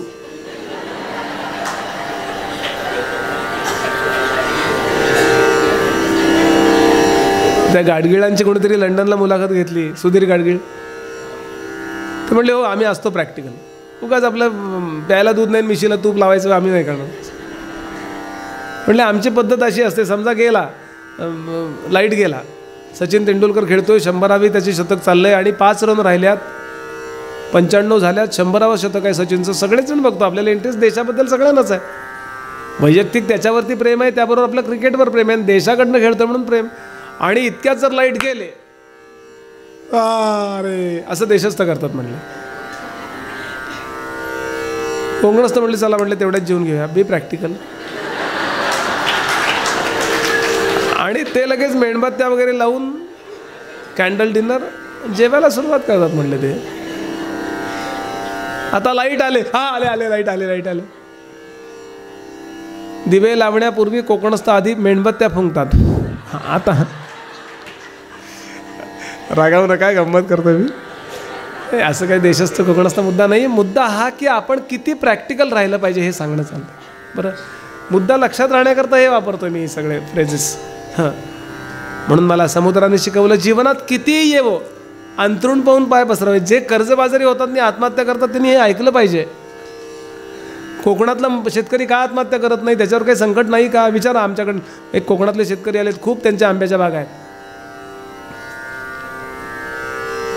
ते प्रॅक्टिकल राहतात. उगाच आपलं मुलीकरता कर्ज घेतलं, 10 लाख घेतलं, 15 लाख घेतलं, माफ करतील. माफ कशाला करायला पाहिजे, नकोच व्याप.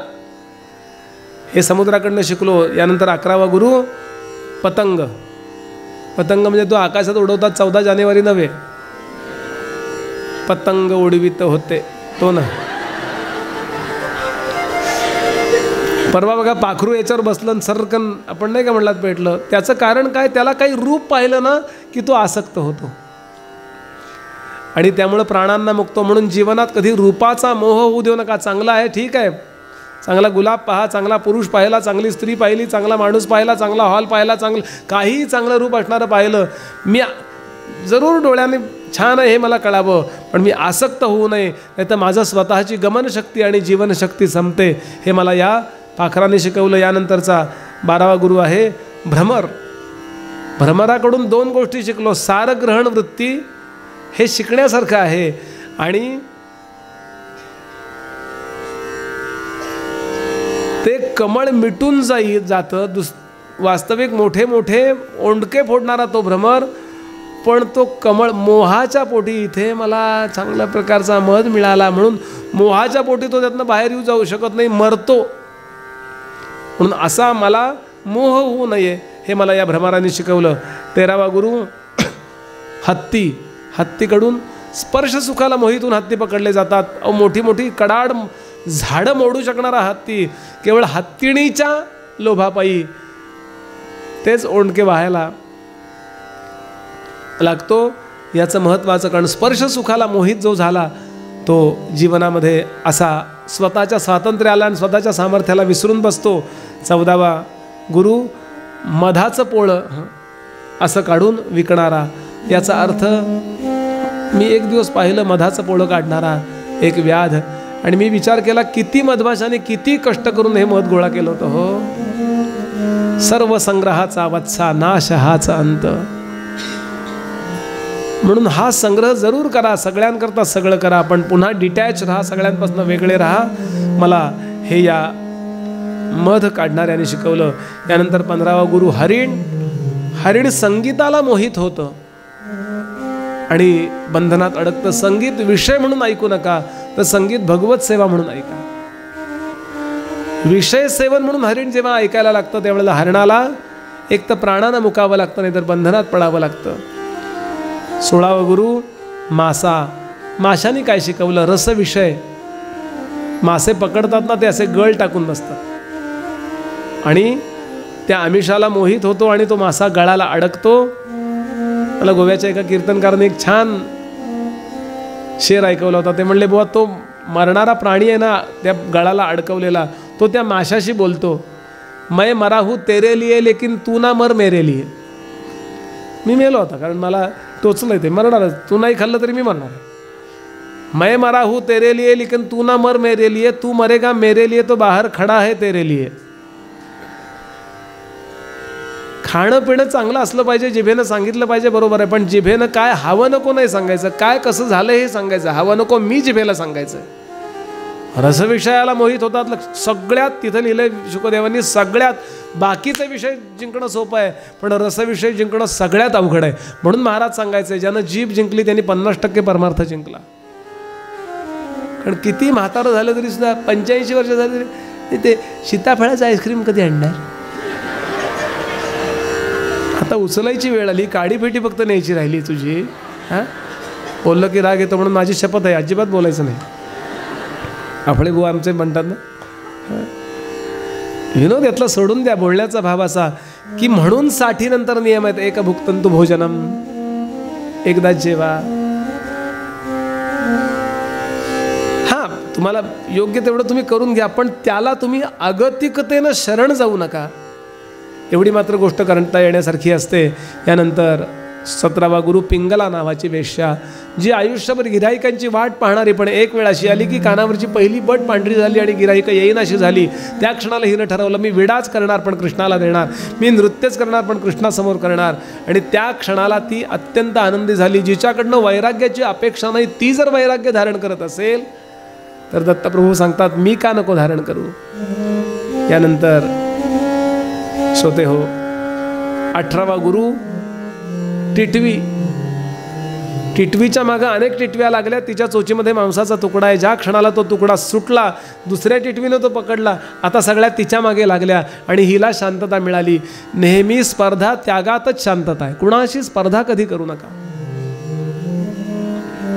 करायचीच असेल तर स्वतःची स्पर्धा करा, कारण ज्याच्याशी स्पर्धा करतो त्याला मागे टाकून आपण पुढे गेलो की कोणीतरी पुढे असतो, त्याच्या पुढे कोणीतरी असतो. हे एंडलेस आहे. त्या कारच्या मागे कुत्रे लागतात ना, अरे छाती फुटून जाईल, भरपूर आहे पेट्रोल डिझेल त्यात, तुझं काय चालणार आहे. पण वा वा वा वा, तसं माझं होत नाही ना जीवनात. कारण इतकं धन धन धन. परवा एका संतांनी छान सांगितलं, आदमी धन के पीछे तब तक भागता है, आदमी धन के पीछे तब तक भागता है जब तक उसका निधन नहीं हो जाता. किती मागं लागायचं सगळ्याच्या. हो, एका मर्यादेपर्यंत पाहिजे हे कळतंय ना, पण पुरे की असो. यानंतर 19वा गुरु लहान बाळ. लहान बाळाकडनं काय शिकलात? निष्पापता. एखादी परकी स्त्री जरी असेल ना, ती सांगते मला साडी बदलायची, तुम्ही बाहेर जा सगळ्यांनी. सगळे बाहेर गेले. लहान बाळ खेळते, ते राहू दे म्हणे. का? त्याला दिसत नाही का? काय त्या बाळाजवळ आहे म्हणून परस्त्रीला सुद्धा त्याच्याजवळ साडी बदलायला वाईट वाटत नाही. याचं एकमेव कारण त्याच्या चित्तातली निष्पापता. केव्हा तरी यावी की नाही? वय वाढल्यानंतर सुद्धा लहान बाळासारखी माझी दृष्टी असावी की नाही? कोण आहे ती? तुझी काकू. आपण काही नर मादी असे कुत्रे मांजरांसारखे नाही होतो. स्त्रीनी पुरुषाकडे पाहायचं, पुरुषाने स्त्रीकडे पाहायचं. केव्हा तरी यातनं वरती यायला पाहिजे ना. देव कधी भेटणार? ज्या चित्तामध्ये भगवंत भेटणार आहे त्या चित्तामध्ये काय विचार यावेत आणि काय विचार येऊ नयेत याच्याबद्दल आपण काही कंट्रोलच ठेवणार नाही का? म्हणून लहान बाळांनी मला ही निष्पापता शिकवली. यानंतर 20वा गुरु कुमारी. या कुमारीच्या हातातल्या फार बांगड्या वाजतायत म्हणून लोक बघत होते, इरिटेट होत होतं. ते तिनं सगळ्या बांगड्या काढून ठेवल्या आणि एकच बांगडी शिल्लक ठेवली. आणि नियमाप्रमाणे एक तरी बांगडी कुमारीच्या हातात असला पाहिजे. तो नियमही साधला गेला आणि आवाज बंद झाला. जीवनात आवाज, संघर्ष बंद व्हावा वाटत असेल तर नेहमी एकांतात राहा. एकांत प्रिय आहेत संत. आपण म्हणतो चला आपण सगळे एकांतात जाऊ.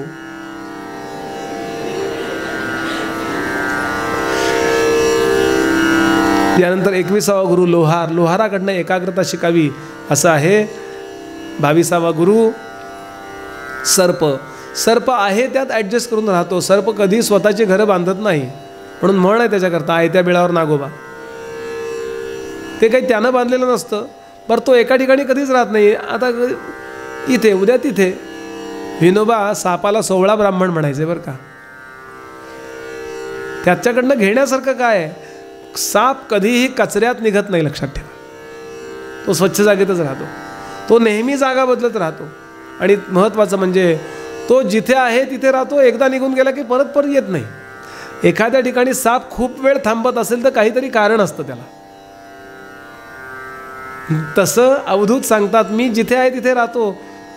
पुलंचं वाक्य आहे, मूर्ख माणसं घरं बांधतात आणि शहाणी माणसं त्यात राहतात. आता आपण काय करायचं? बांधू नका हा मुद्दा नाही आहे. त्यात इतके इन्व्हॉल्व्ह होऊ नका की तुम्हाला स्वतःचं काही अस्तित्वच उरू नये. छान सगळं एकदा करून घ्यावं, बास झालं, संपला विषय. रामदेवाने विचारलं तुमचं घर कसं काय? ते म्हणले निजानंदी आम्ही बांधिले घरं. वैकुंठात आमचं बांधून घर तयार आहे. म्हणले इथलं घर नको.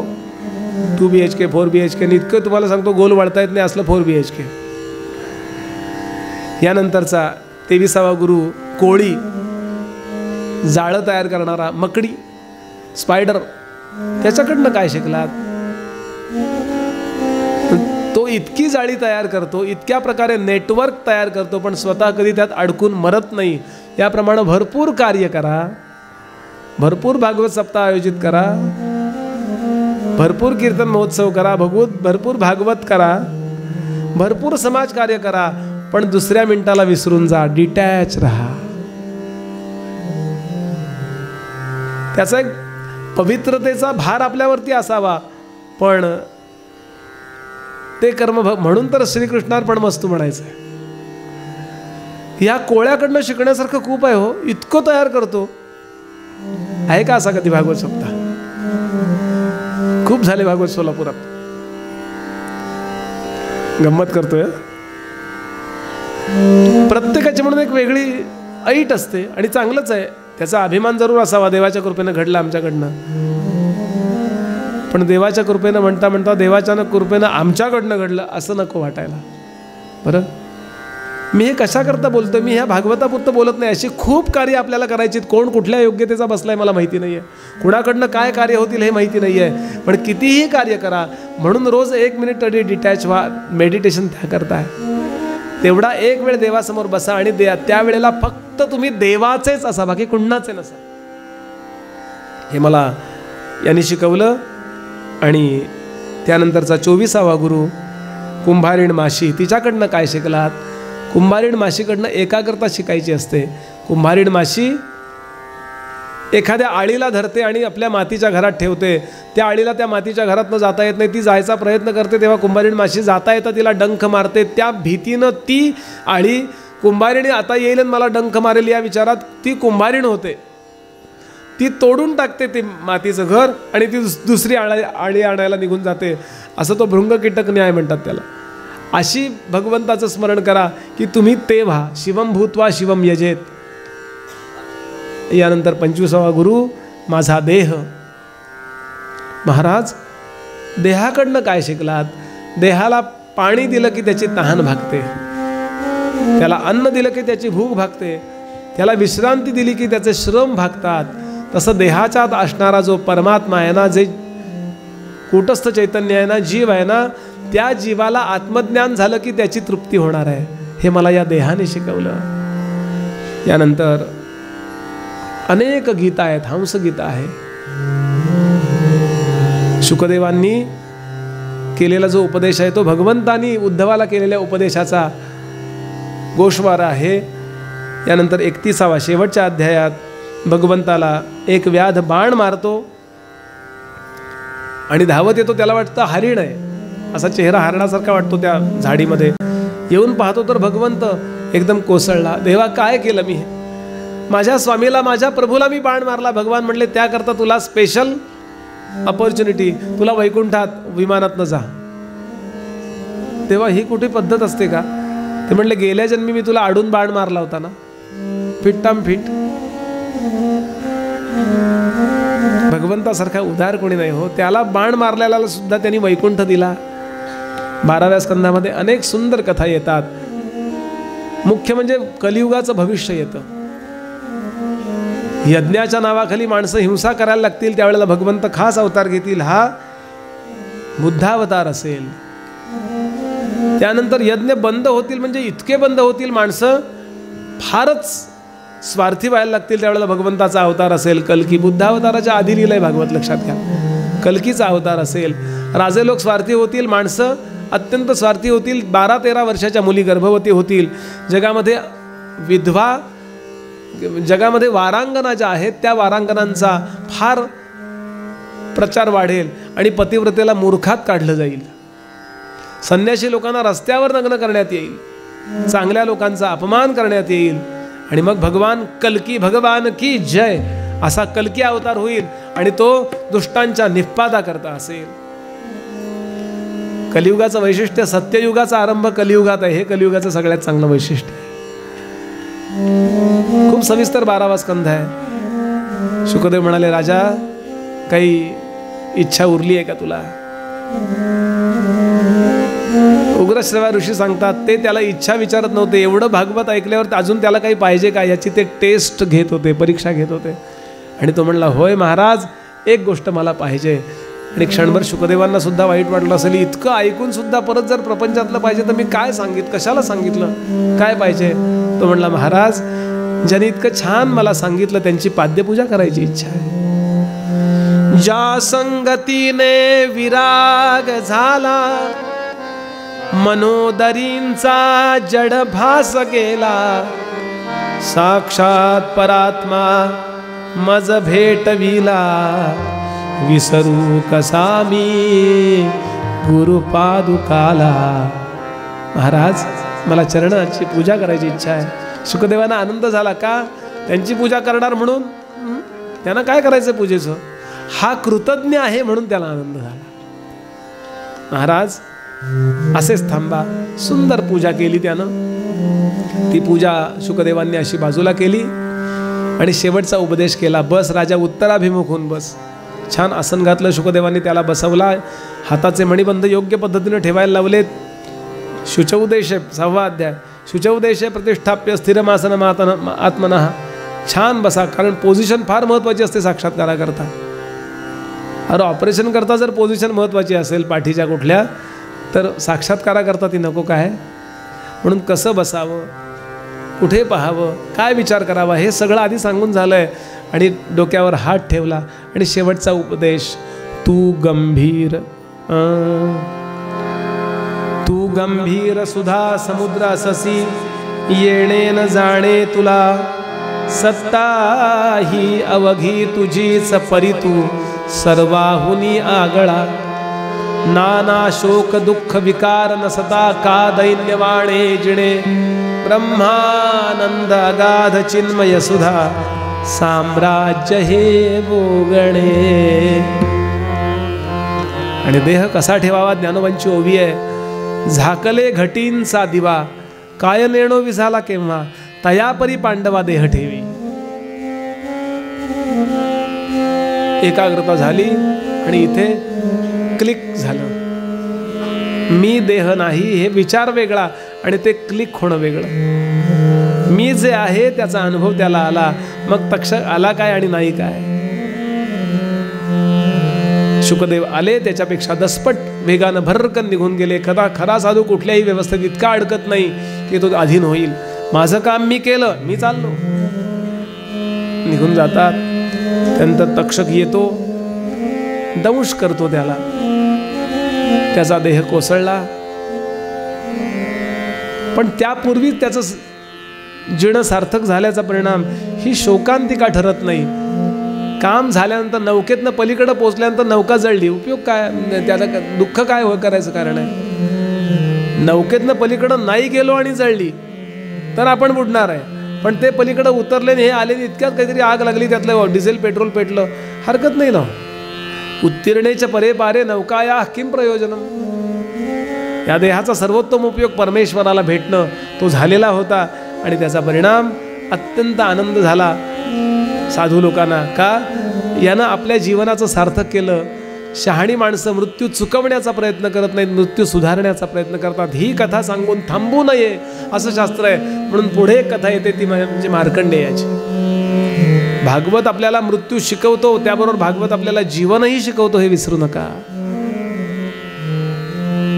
मार्कंडेयाला या मृकंड यांच्या मुलाला 5व्या वर्षी कळलं की मला भगवान शंकर कृपा केली आणि म्हणून मी यांना झालो. पण माझं जीवन 16 वर्षाचं आहे. यानं 16 वर्ष भगवान शंकरांची पार्थिव पूजा केली आणि ज्या दिवशी मरण येणार आहे तो दिवस त्याला माहिती होता. तो पिंडीला, पार्थिव पिंडीला मिठी मारून बसला. यमराजाने त्याच्यावर फास टाकला, पण तो फास पिंडी सकट मार्कंडेयाला बसला आणि यमराज ओढतायत. भगवंताला संताप आला. 11 वर्ष गुणिले 365 दिवस रोज पूजा केली आहे. त्या कन्सिस्टन्सीला खूप महत्त्व आहे, सातत्याला फार महत्त्व आहे. आणि त्याचा परिणाम असा झाला की भगवान शंकर इतके सहज प्रकट झाले आणि त्यांनी त्रिशूल यमाच्या छातीवर रोखला. सांगितलं याला न्यायचं नाही. कधीपर्यंत? कधीच न्यायचं नाही. म्हणून प्रलय पाहणारा या जगातला एकमेव महापुरुष आहे तो म्हणजे मार्कंडेय आहे बरं का. म्हणून मार्कंडेयाचं पूजन आपल्या वाढदिवशी करायचं आहे, त्याचं निदान स्मरण करावं. पुढे येतो कथा, भागवतात कथा येते की ऋषी विचारतात तुम्ही 9 प्रलय पाहिलेत असं आम्हाला कळलं, ते प्रलय कसे झाले सांगावं. 11व्या स्कंदातच कथा येते. महाप्रलय कोणी पाहू शकतो का? ते मार्कंडेय आहेत. ही मार्कंडेयाची कथा सांगितली की आपल्या जीवनावरती त्याच्या चिरंजीवित्वाचा एक प्रभाव होतो. एवढं म्हणून उग्रश्रवा ऋषी शांत होतात. श्रोते हो, गेले 7 दिवस या ठिकाणी श्री पटवर्धन कुटुंबियांनी आयोजित केलेलं हे भागवत, मला जी वर्णी दिली होती, मला जी जबाबदारी दिली होती, मी माझ्याकडून प्रामाणिकपणानं सांगण्याचा प्रयत्न केला. जे काही उत्तम उत्तम आपण ऐकलं असेल ते अनेक संतांकडून मी ऐकलेलं, त्यांच्या पायाजवळ बसून नोट्स काढलेले आहेत, ते मी आपल्यापर्यंत आणून पोहोचवलं. एकही शब्द माझा नव्हता. त्यामुळं चांगलं झालं चांगलं झालं तुम्ही म्हणताय, पण ते त्यांच्यापर्यंत. तुकोबा म्हणाले फोडिले भंडार धन्याचा हा माल, मी तो हमाल भारवाही. मी कोण खरंच मी नम्रतेनं वगैरे बोलत नाहीये, मानभावीपणानं अजिबात नाही. अगदी मला माहिती मी काय आहे. पण तुम्ही काही ठेवा श्रद्धा, तुम्ही किती नमस्कार करा, मी तो नमस्कार याकरता घेत नाही की मी उलटा नमस्कार याकरता, सामान्य आहे. आणि मी सांगतो माझा महाराज करू नका, महाराजांची योग्यता वेगळी असते. मी सामान्य एक भगवंताचा एजंट आहे, असं पोस्टमन आहे. अशा दृष्टीने माझ्याकडे बघा, म्हणजे माझा अपराध सुद्धा आपण पोटात घाला बरं का. माझ्याकडनं आम्ही सगळ्यांनीच प्रामाणिकपणानं हे मापात पाप न करता प्रामाणिक हे देण्याचा प्रयत्न केला. त्यात चांगलं असेल ते अनेक गुरुजनांची कृपा आहे, आणि जो हिणकस भाग असेल तो माझा दुर्दैवाचा भाग आहे, तो इथेच टाकून द्या. मला भरभरून आशीर्वाद द्या विद्यार्थी म्हणून, आणि भागवतकार म्हणून मी आपल्याला आशीर्वाद देतो. पोस्टमन या नात्याने सर्वेपि सुखिनः सन्तु, सर्वे सन्तु निरामयाः, सर्वे भद्राणि पश्यन्तु, मा कश्चित् दुःख भाग भवेत्. सगळ्यांनी जोरात म्हणायचं तथास्तु. सर्वांचं कल्याण असो. भागवताची फलश्रुती म्हणतो आणि पूजा करायची भागवताची. आणि बघा 5 मिनटं उशीर केला आहे, एवढाच मी अपराधी आहे आपला. तेव्हा भवे भवे यथा भक्ती पादयोस्तव जायते तथा कुरुष्व देवेश नाथ स्वम्नो यत प्रभो. नाम संकीर्तनं यस्य नाम संकीर्तनं यस्य सर्व पाप प्रणाशनम सर्व पाप प्रणाशनम प्रणामो दुःख शमन प्रणामो दुःख शमन तन्नमामि हरिं परम. तन्नमामि हरिं परम. अनायासेन मरणं अनायासेन मरणं विना दैन्येन जीवनं विना दैन्येन जीवनं देहि मे कृपया कृष्ण. देहि मे कृपया कृष्ण. त्वयि भक्तिमचञ्चलां त्वयि भक्तिमचञ्चलां त्वयि भक्तिमचञ्चलां त्वयि भक्तिमचञ्चलां त्वयि भक्तिमचञ्चलाम्.